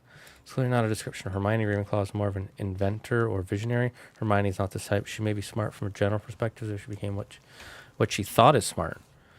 Sure, she has a good practical intelligence, learning, memory, and talent, but she's missing a very big component, really the most important component, that is inventive creativity, and talent is not required for Ravenclaw. Look at Lockhart, who overcame his hopeless mediocrity. He put all his skills and points in charm and persuasion, had a tremendous success. Now that's clever. And Luna, there's a good reason Hermione clashed with Luna intellectually. Luna's open to the unseen, like Ravenclaws that subscribe to divination. If you can't accept that there are unseen forces at work, then you can really consider yourself a complete brain. Hermione tends to mostly believe what is a written fact. She is immutable. You know what? Okay, this one is winning me over. This wins me over more than anything else. That, yeah, she's smart, but she's not that creative. And she's not open-minded enough sometimes. Let's see, where was I? I mean, imagine if a dog transformed itself into what it thought was a perfect replica of a human. The replica may be perfect as a dog, but real people would think it to be raving lunatic, babbling, or yelling "bad dog" for no reason at all. That's what Hermione is to regular dumb people. Dumb people think being a genius is just memorizing facts and formulas. Really, it is the mobility of the spirit, mutability, and the sight to look beyond the evidence. Though she does make a good deductions and observations, I rather found her and other Gryffindors gravely lacking in the brains department. I found myself screaming at the book a number of times, like, "Wake up, it's so obvious. You solved a few riddles and got all cocky." I suppose it's just an element of good writing, as it'd be bad for a mystery if all the protagonists were truly smart. That's a good point. Okay, how many more of these do we got? Like 4? Do we want to keep going, chat? Let me know. Hermione's dislike of Rita Skeeter prevented the wizarding world from learning about Voldemort's return immediately. What? Okay. Is this talking about how she, like, blackmailed her to start writing those stuff about how Voldemort is back? We know that Hermione catches Rita Skeeter in her animagus form as a beetle, while Rita is spying on the hospital wing after the Triwizard Tournament. And of course, on your first dozen read-throughs, the reader is completely on board with this, because Rita is a toxic little beetle of a journalist. However, if Hermione hadn't caught Rita and blackmailed her into silence, what would Rita's next big expose have been?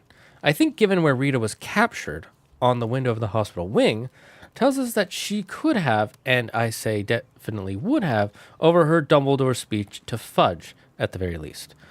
She knew about Barty Crouch Jr., she knew about Harry's claims that Voldemort had returned, and she knew that Fudge was being a little punk, and that the witness to the whole evil plot, Crouch Jr., was permanently silenced by a Dementor brought in by the Minister of Magic himself. Now, I'm not saying she would have necessarily got all those details right, it is Rita Skeeter after all, but she had the bones of an amazing story there. And I'm sure she would have been salivating to expose all of it. Maybe she would have sided with Fudge, and might have continued along the lines that Harry is crazy, etc. But we've already seen that her ultimate motive is the biggest, juiciest story she can find. And what could be more juicy than a minister cover-up of the return of he who must not be named? She would have her tragic hero again in Harry Potter, an angle that people seem to love. She would be exposing the corruption and cowardice of the Minister of Magic himself, which, come on, she would have adored doing. And she would be announcing the most sensational and horrifying news of the decade, Voldemort's return. I know it's Voldemort, but I'm being lazy. But instead, Hermione catches Rita, keeps her magically contained until at least after the train ride home, and then blackmails her into journalistic silence for a year. Rita cares more about her self-preservation than about the truth. That's been made clear. So she didn't write the story, and the wizarding world has kept in the dark for a full year longer than needed to happen.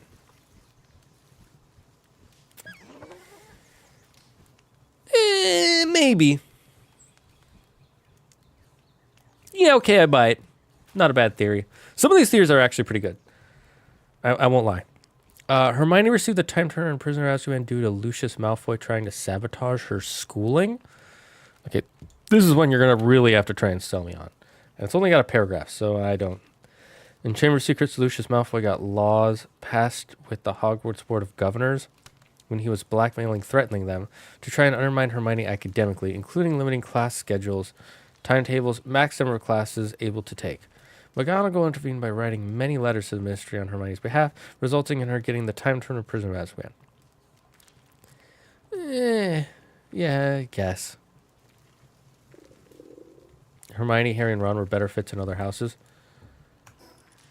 Okay, now you're fighting with the fandom. Let's actually take a break. We gotta. Let me see how many of these more are there. 8, 9. There's way too many. Okay, let's stop here for now. We're gonna take a break, and we'll be back after these.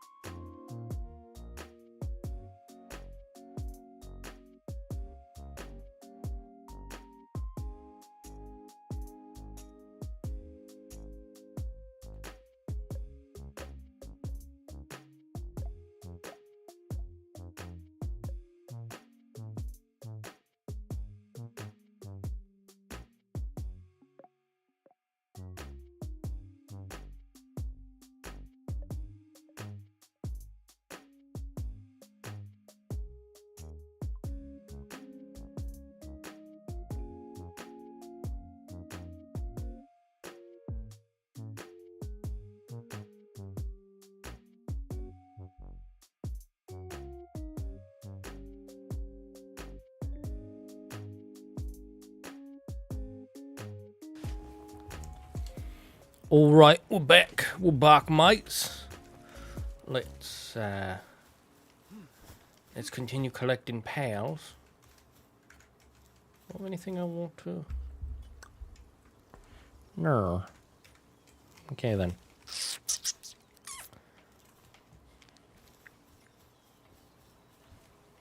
Ooh, wait. There is a pal I want to change out. Where is it? Vixie. Vixie's such a good early game pal.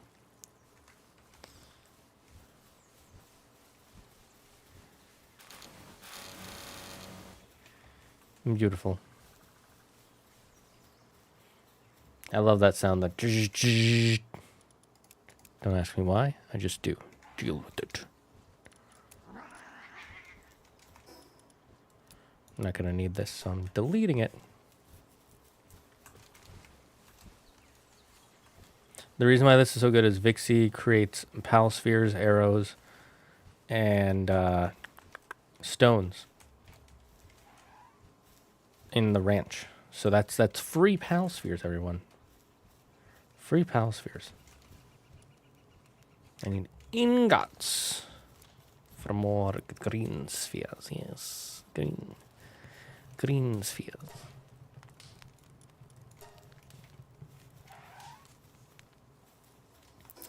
What level are we at?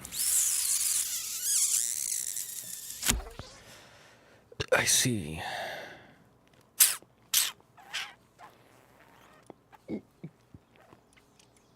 Okay, we just want to,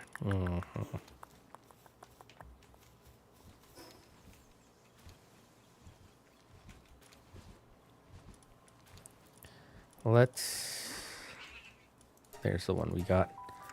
Let's go around.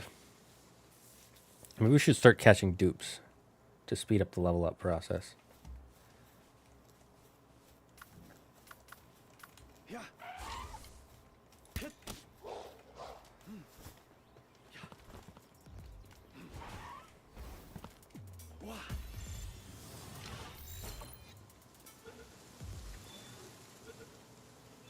Nice.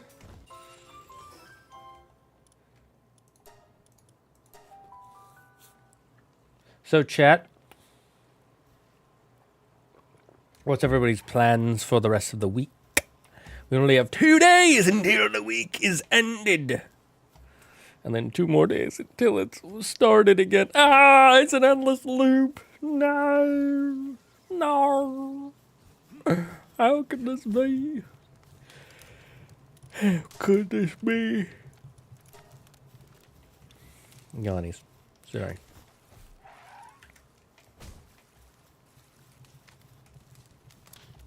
Weeks start and end constantly. It's not fair. You can't do this to me. You can't do this to me. There was a video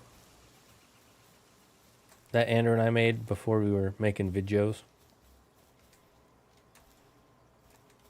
where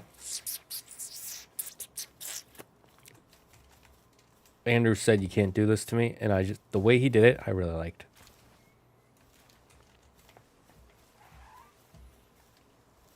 Hello, Toko Yami. How are you? You missed us talking about Harry Potter things. We were talking about some Harry Potter theories. Don't know why I had to say that such a weird way, but I did. And you will all suffer for it.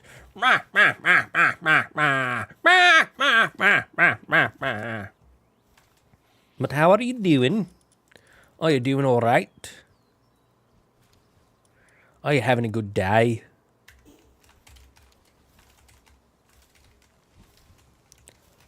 Guess we'll just make some pale spheres. Daydream, help me. Oh my god, you're so useless.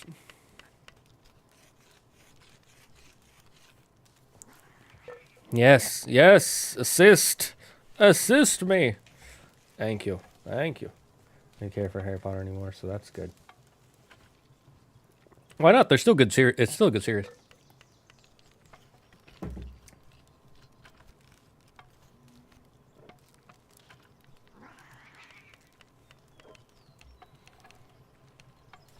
I wouldn't say it's amazing, but it's good. It does exactly what it's supposed to. It tells a fun story with fun characters.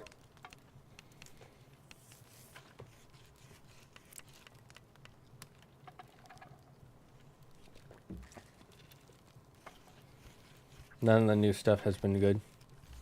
Oh, I'm talking about only the original 7. I wouldn't say none of the new stuff, because I think the first Fantastic Beast is fantastic. But everything after that is hot garbage. I will agree with you on that. Just hot, stinky garbage. Like, even the second one has some good elements in it, but it's just written so badly. Like, too many things are happening to where nothing matters. They also kind of destroy one of the characters. Where you could come out of it being like, well, that just shows how influential his other... But no. I'm still rewatching the old stuff because I have them on DVD. Nice. Nice. I know that's like one of the few DVD series I have as well. And I don't mean like one of the few DVDs I have. I just mean like the whole series. We're doing the Catch 10 Pals now to speed up our level.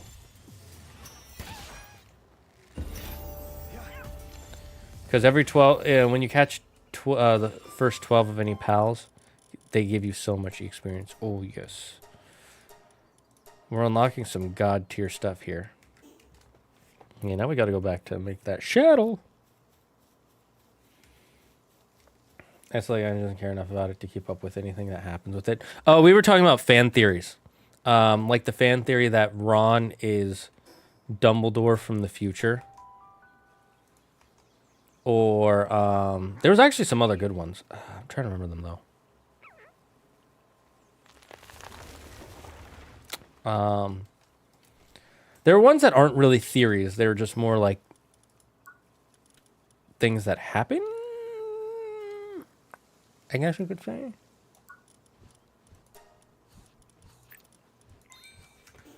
Like one of them was the real reason why Hermione was put in Gryffindor and not Ravenclaw. And the reason being that Ravenclaws aren't just about being super smart, but also about being open-minded and creatively intelligent. And Hermione is not that. She's very book smart. She's very straightforward. She's kind of immutable when it comes to her characteristics a lot of the time. She's like, this is facts, and this is the only facts, and there can be no other facts, and I know all the facts.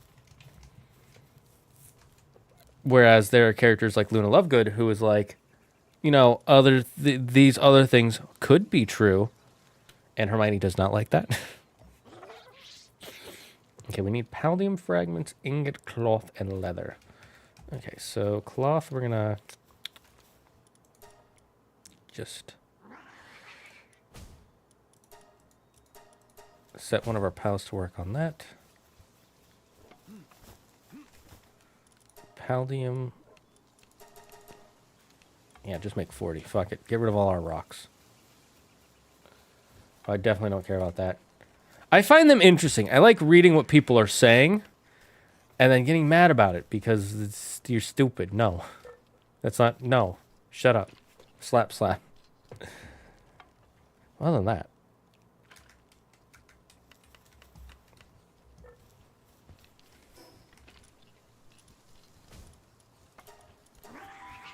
Funny thing about Luna is half of the things everyone thought she was making up, she proved their existence after she graduated. Yep. She did prove a lot of those things right. Because she's more attuned to a scientist than Hermione would be. Because scientists try to prove or disprove their theories by, you know, testing. And if it turns out to be wrong, they're like, okay, I was wrong. But Hermione is just like, no, we already know all the things. It's like, do we? I can only get 20. Porg. I just finished the entire season of the new Batman show. There's a new Batman show? I've not been following up with Batman news. Because honestly, I don't really care anymore about Batman. Correction, I don't really care anymore about DC Comics and what they're doing. They're floundering a lot. I'll just say that. They're floundering. Might as well just call them the fish from the Little Mermaid. Get it? Because they're floundering. Chat, do you get it? Did it make you laugh? I don't know why I'm being so aggressive to chat today. Why do I have this? Yeah, whatever. Okay, I need light. Oh, there's a raid. Right. It was released today. Oh. She also married Newt's grandson. Oh, yeah, I do remember that. Oh, it was one of those shows where they just put the whole season on at once. I hate that. I hate when shows are made to be binged. I honestly hate... If the show hasn't... If it's not a show that's been around for a long time, I'm not a fan of binging it. I'd rather have weekly releases. It makes the show... It makes more hype for the show. It helps improve the people's memories of the show because they're constantly rewatching stuff with the characters. And having it be part of a weekly rhythm or a weekly... What's the word? Tradition is basically all positives. There's the axe. So yeah, that makes me sad that it was released in batch format. But hey, what you gonna do? What you gonna do? I liked it. It was pretty good.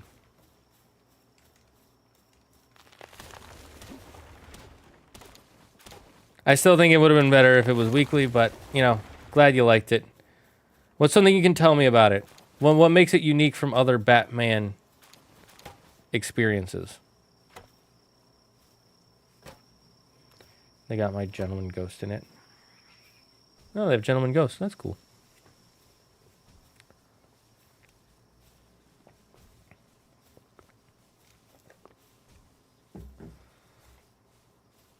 I feel like Gentleman Ghost has suddenly gone up in popularity. Not sure why. Also, I'm craving Mexican food. Even though I ate lunch. Maybe I'll ask Claire if we can get Mexican tomorrow. Maybe not. Good luck with the game. It reminds me of a mix of Pokemon, Monster Hunter, and Minecraft. I'm off to bed. Yeah, that's kind of the idea. I wouldn't quite so much say Minecraft, but sort of. Definitely the base builder.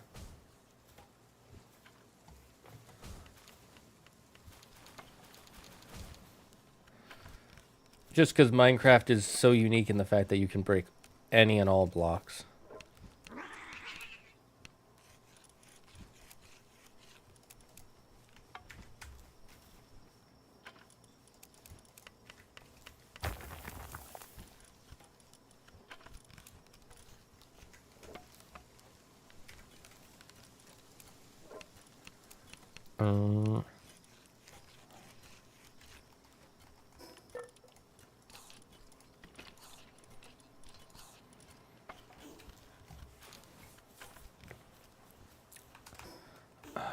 Okay, what was I making? All right, the shadow.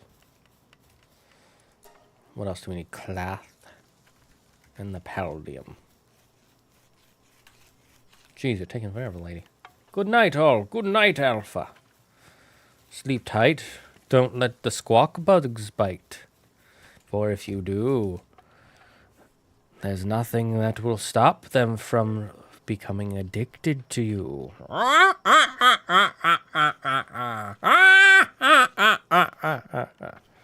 It feels like the 40s comic Batman, even having it set in the 40s. Is he using a gun?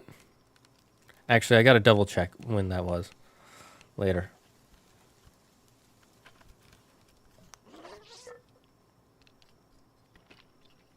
Does it have a lot of the bam, swing? Because if not, then it's not like the 40s cartoons. Because they weren't allowed to show action, so they would just have it say blam on the page. That was why they did that. Not kidding. You weren't allowed to show people actually punching each other. Why? They didn't want kids to start punching each other, even though kids do that already? No.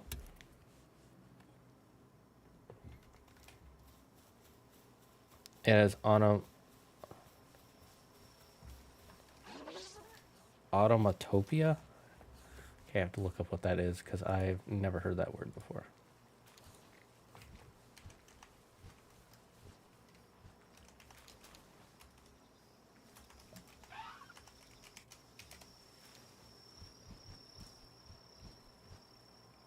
The formation of a word from a sound.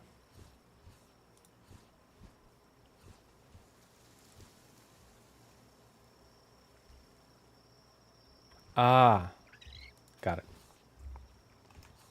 Interesting.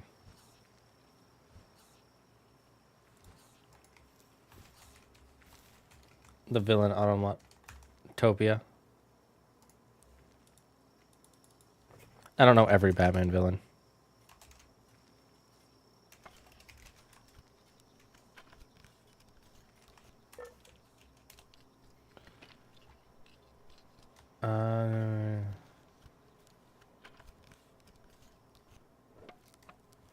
Let me just see what I can learn about him real quick from the wiki.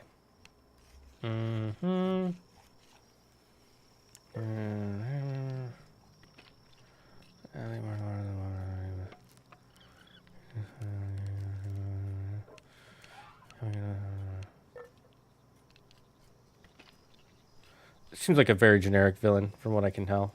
He's just a guy who's he's good at stuff. And he's pretty smart.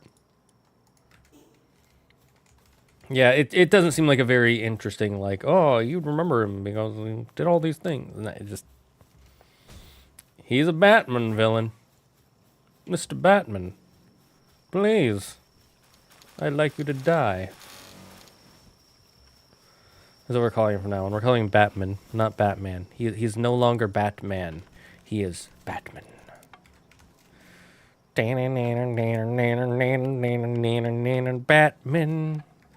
Batman.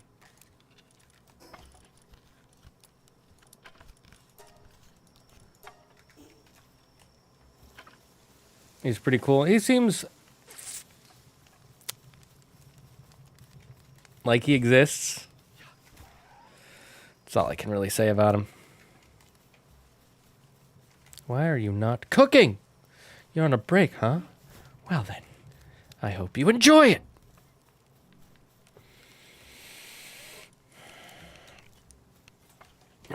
Make me more power. Where's... Yeah, let's speed this up.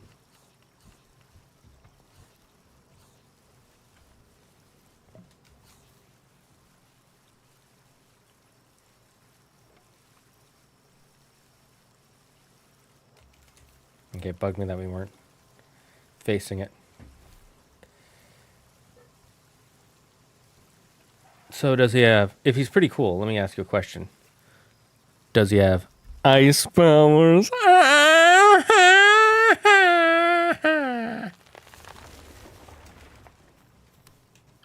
Yes, I did that just so I could make that weird laugh. Sue me.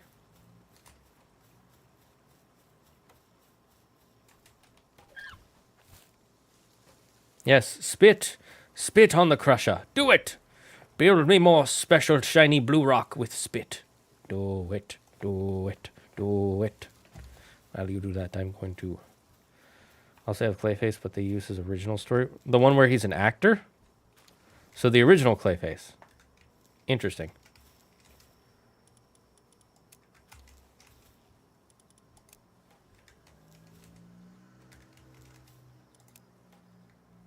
Huh. Personally, more of a fan of the other versions, but yeah, that one's fine too.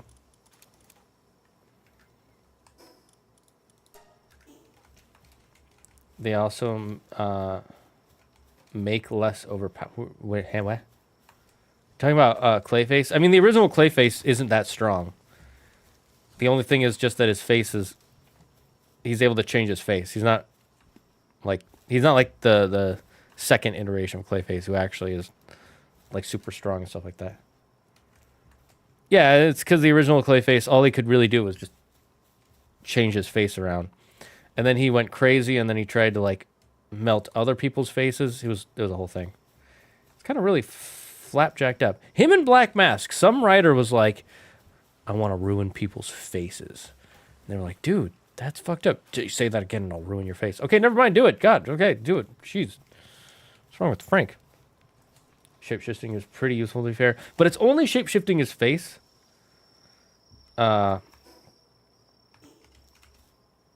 So it's the equivalent of like just wearing a mask versus the second iteration of Clayface that can change his whole body and can hit like he can hit you like a vat of clay or stronger. I actually prefer the stronger, more wacky version, but the original one is fine too. That's pretty useful nowadays. What was Zoom business calls? You're not wrong. Have you seen that video, by the way, of the boomer, the old man, the senior citizen, on a business call? And he accidentally has a filter on that turns him into a cat, and it's like, looks like you've turned into a cat. Yeah, I don't know how to fix it. I don't know what's going on. I swear I'm not a cat. Like, no one thought you were a cat. No one thought that. There wasn't a single person who thought you were actually a cat. No, where can I find the here? You know what? Well, let's watch it together.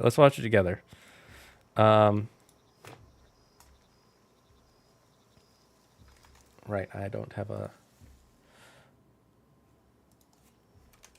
Old man has cat filter in Zoom call.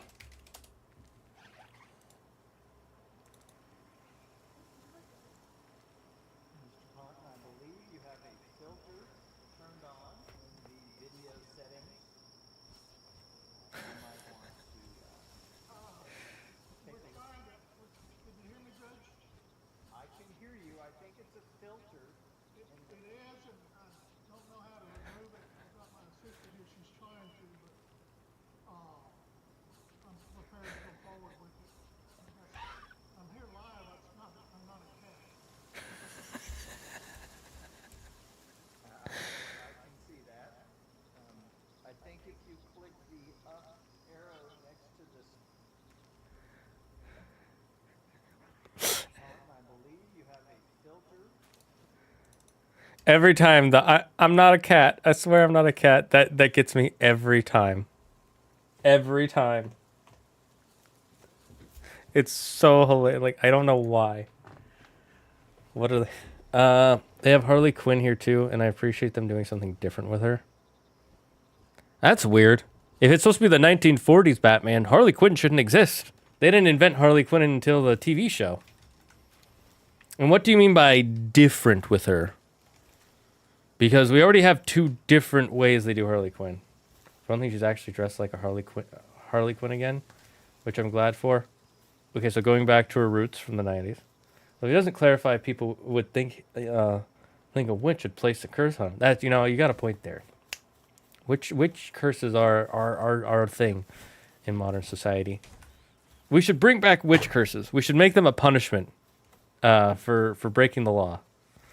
But only the laws that I decide. And I should start deciding all the laws. With the black red outfit and the double-tailed hat. While I will say I like the traditional design a lot, I do like some of the newer designs for Harley Quinn.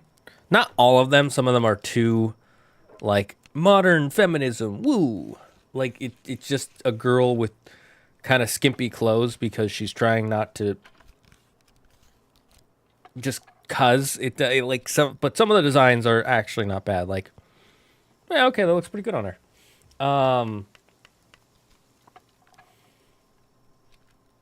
That being said, I'm actually okay with them having Harley Quinn split herself from the Joker, because they've already had him even in her original conception in the animated show, she was already kind of wavering between staying with Joker and becoming a good guy. So having her split off from the Joker in the future comics was fine with me. It used to bug me, but that was before I kind of learned more about her character.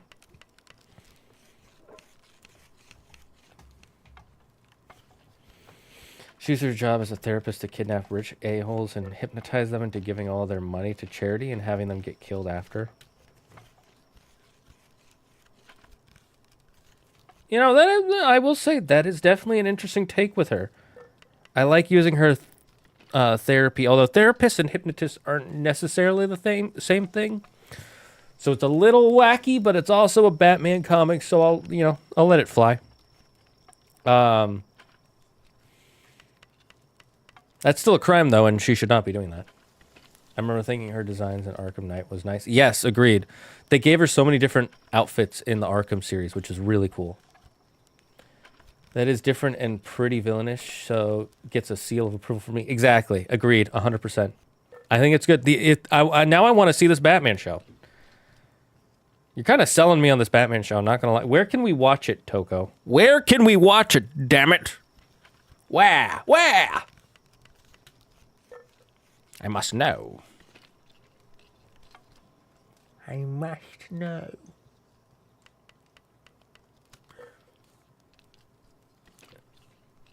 Watch it legally, of course. Of course. He was a horse. Damn stomach. Why you always gotta be so hungry?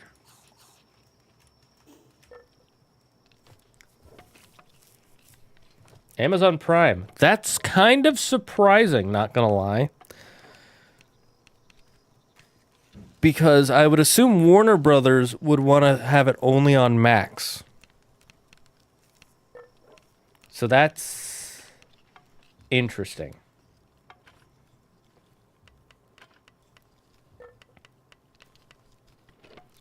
I'm actually very surprised it's on Amazon Prime. Just because that is a direct competitor to Max. And they want to have as many things only be on Max as possible. Because why wouldn't you? That just it makes you more money that way.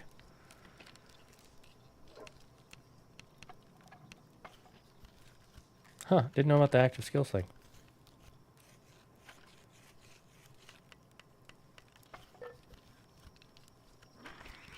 They also have Catwoman in there too. But is it a good version of Catwoman or a bad version of Catwoman? Which, by the way, it bugs me that we haven't gotten a good version of Catwoman in any of the live-action movies yet. Like, all of them have been bad to... okay. Really bugs me. I think Catwoman's an interesting character. We also haven't gotten Black Cat in a Spider-Man movie yet, which makes me mad. I know it's just a copy of Catwoman, but who cares? She's different. She actually has superpowers. And I like her.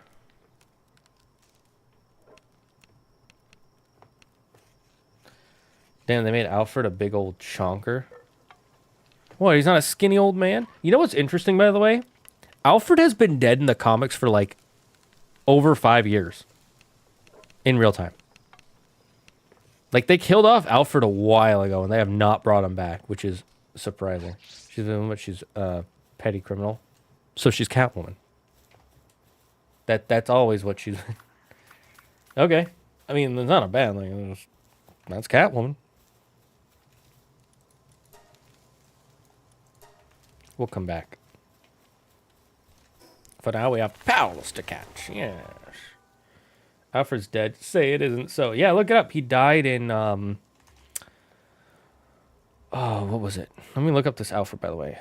New Batman animated series... Alfred.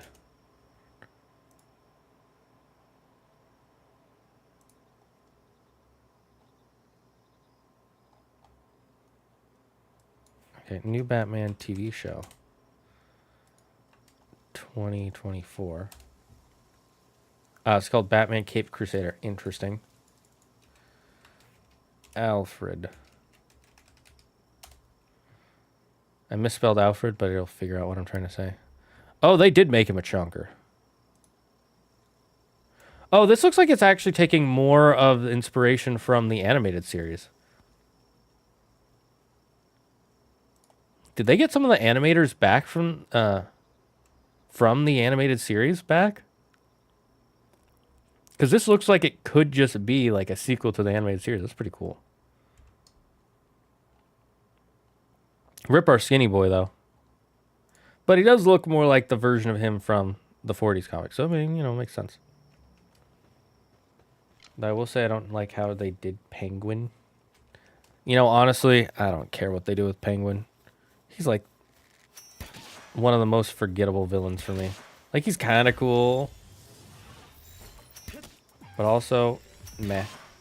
I remember when I made my Batman tier list and I posted it on my channel. One of the first comments I got was, "I wish you had looked more into Penguin. Sad." And I'm like, dude, he's just kind of there. Oops, killed that one. I didn't want to. Oh well.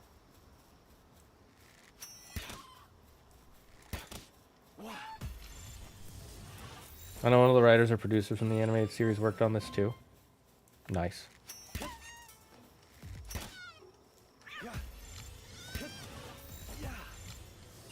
That's actually really cool. I'm kind of sold. I want to watch this now. Maybe I'll watch it after stream. Maybe I'll make a review on it.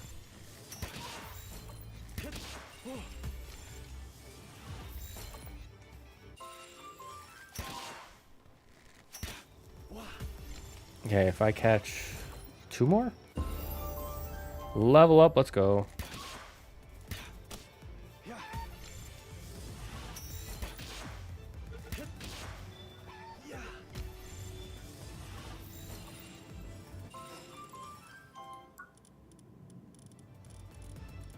We can get, oh, we can get a new shield. Let's go. And a new chest. That's poggers. Penguin in the 1989 movie was great. You mean the one played by Danny DeVito? I'm gonna be honest, never seen that film. I've only seen clips, and it looks weird as flapjacks. Also, that movie is weirdly horny. Like, weirdly horny.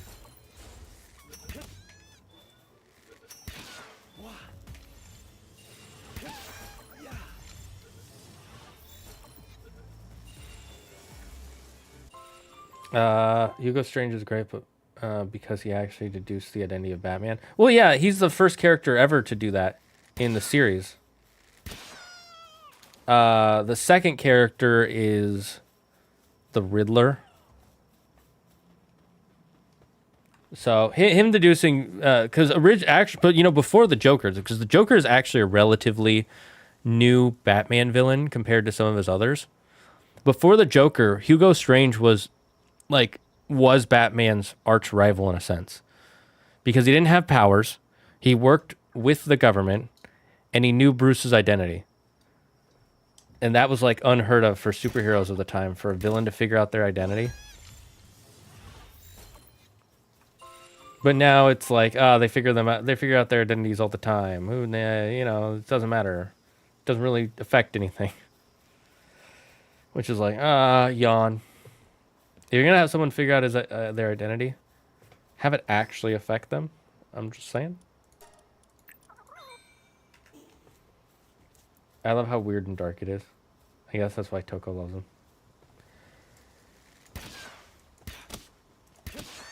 If you want to see a review on it, maybe I'll make a review on those movies someday.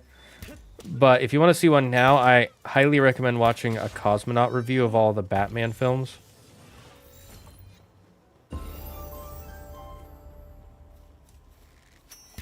I'm trying to speed up levels. Oh, I killed it.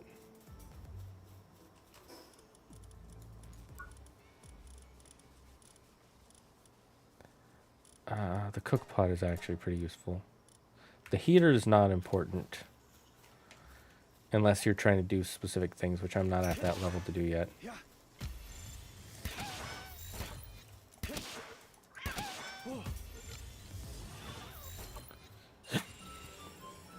Catervier.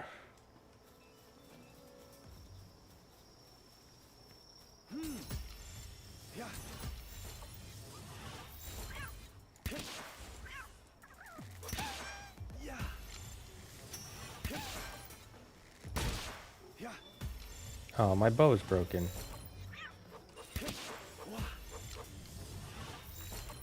Surely you'll review this new Batman cartoon. Hey, if you guys are willing to watch it, I'll do it.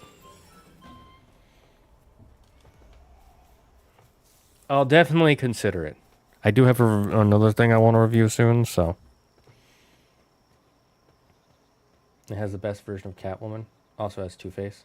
I mean, it having Two-Face and a lot of these other characters doesn't matter because most of these characters are just like the big, well-known ones that they kind of have to use in a sense. Like, they don't literally have to use them. They're not being held at gunpoint. But if they don't, they're losing a lot of money. You know what I mean? You get at least one view, I can assure you. Well, that's all the views I need.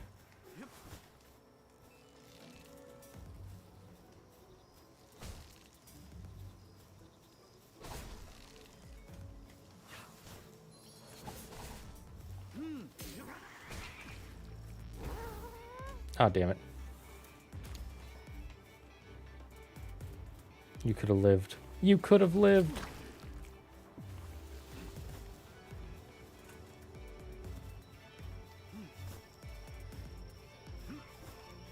Only 10 episodes and 24 minutes each, so it'll be a quick watch.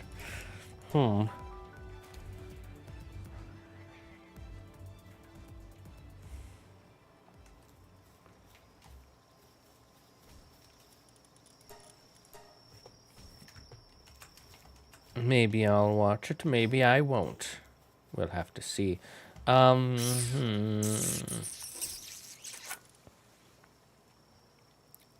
almost at the level where I'm ready to start making some things. Doing a thing. Damn, we need more palladium fragments.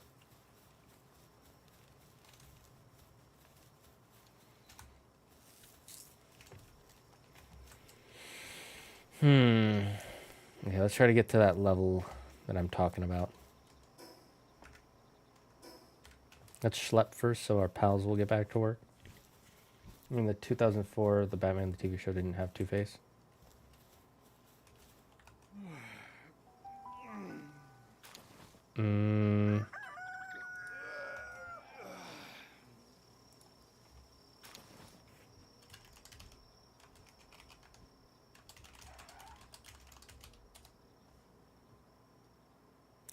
Oh, this show?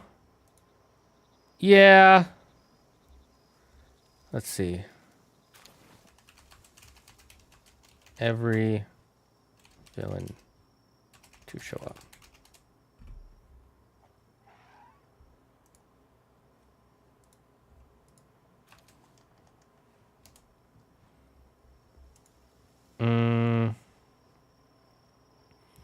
Yeah, this one was weird.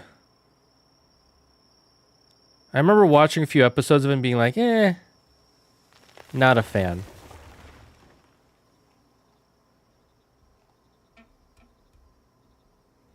Yeah. Equally disappointed it didn't have Scarecrow. Scarecrow's overrated. Delete him from the series.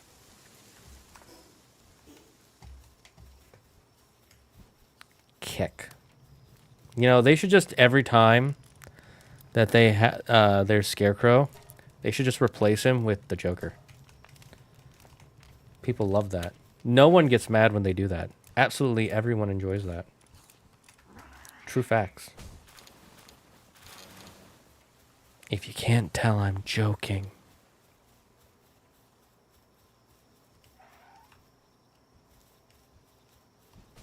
I remember the 2004 show had a movie with Dracula.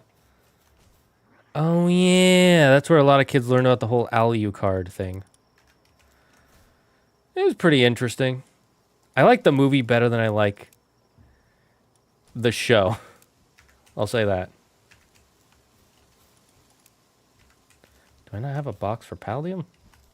Well, damn. Okay.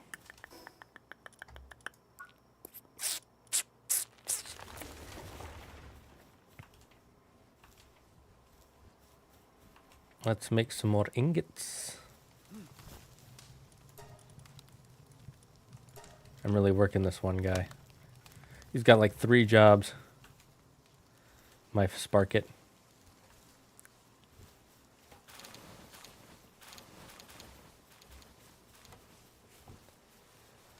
Pretty good. It once again has a fantastic version of Riddler voiced by Freddy Krueger himself. I remember watching and being like, not for me. I don't like the animations, the art style, and I don't like the I just remember not really caring about any of the characters.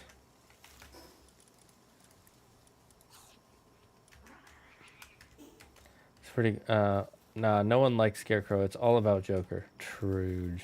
Facts. He's spitting facts there, friend. He's spitting some mean facts.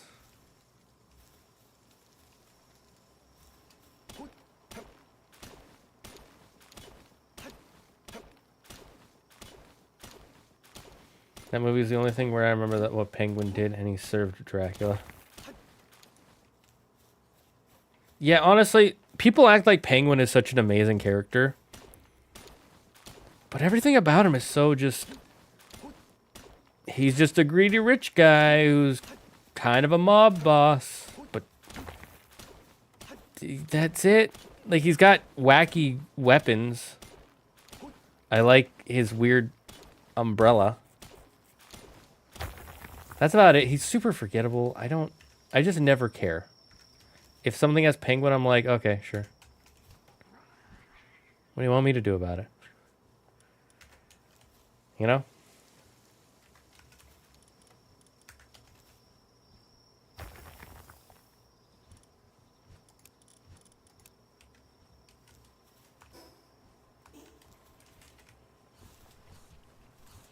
Some of them I find more interesting than the animated series version.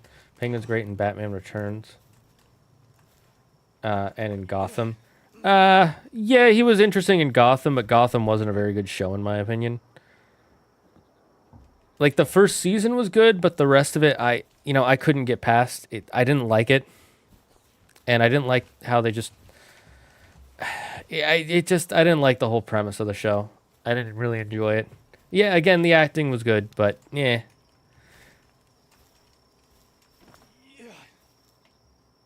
And Batman Returns. Which one is that?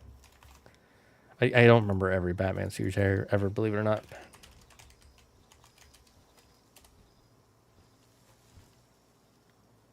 Oh, right, the weird horny one. Yeah. I liked it until season 4. Yeah, I liked season 1, and then I didn't care anymore, and then I listened to what my friends told me how the show was going, and I was like, that's stupid. This show's stupid. And I just never wanted to go back. I remember people were praising the hell of it in the beginning, like, oh my god, this is such a good version. I love this. This is the best Batman thing we've ever gotten. And then a bunch of comic book fans were like, disagree, there are much better Batman things. And then a bunch of normals were like, no, you don't know anything. This is better. You just read comics, you sweaty nerds. And then they're like, I don't know, I have a feeling it's not, like, by the end of it, people aren't going to love it. And then by the end of it, people didn't love it anymore. So, I always appreciate making the Mad Hatter the main villain for Ark. I'm like 50-50 on the Mad Hatter. I like them. I'm gonna be honest. I like the more traditional, not traditional. How do I put this? I like the big villains, the famous ones. There's a reason they're famous. They're really fun. They're cool. They do get overused, like Catwoman, Harley Quinn, Two-Face, Joker, Mr. Freeze. And I can list off a bunch more. They all get overused, yes, but they're fun, and I like them. Joker is definitely one of my favorites. Mr. Freeze is my favorite because of the story they gave him in the animated series. Before that, he was just a guy who stole diamonds, if I remember correctly. or he just wanted to freeze the. I don't remember the full story.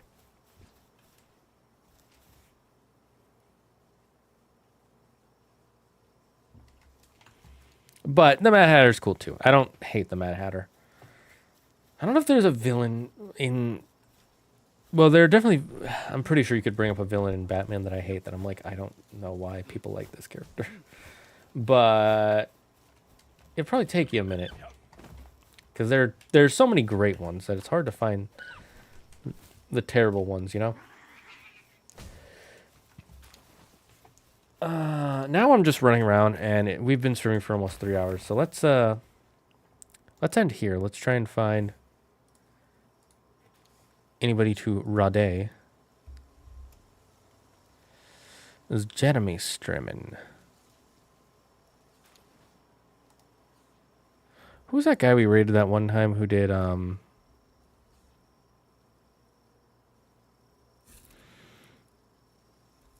what was it called? Who's playing Poke Rogue?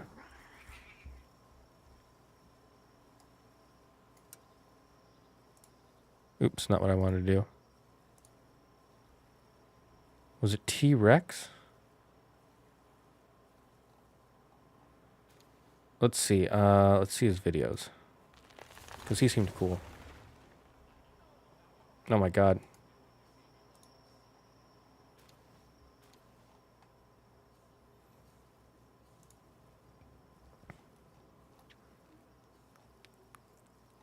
Who did I rate? Do you guys remember? No, it wasn't this guy.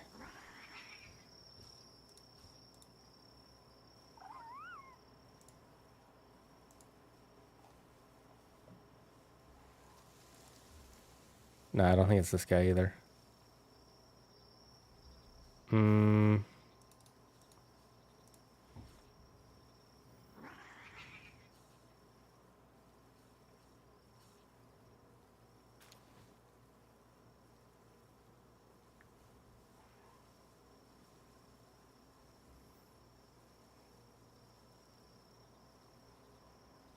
You know what? We'll just raid T-Rex. Screw it. It's chill stream. Or maybe... Nah, you know what? Let's raid...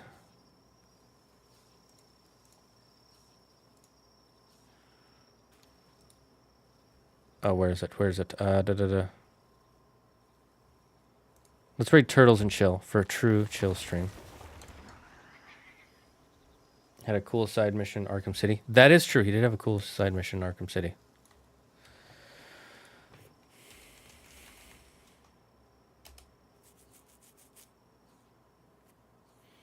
All right, chat. That's where we're ending it for today.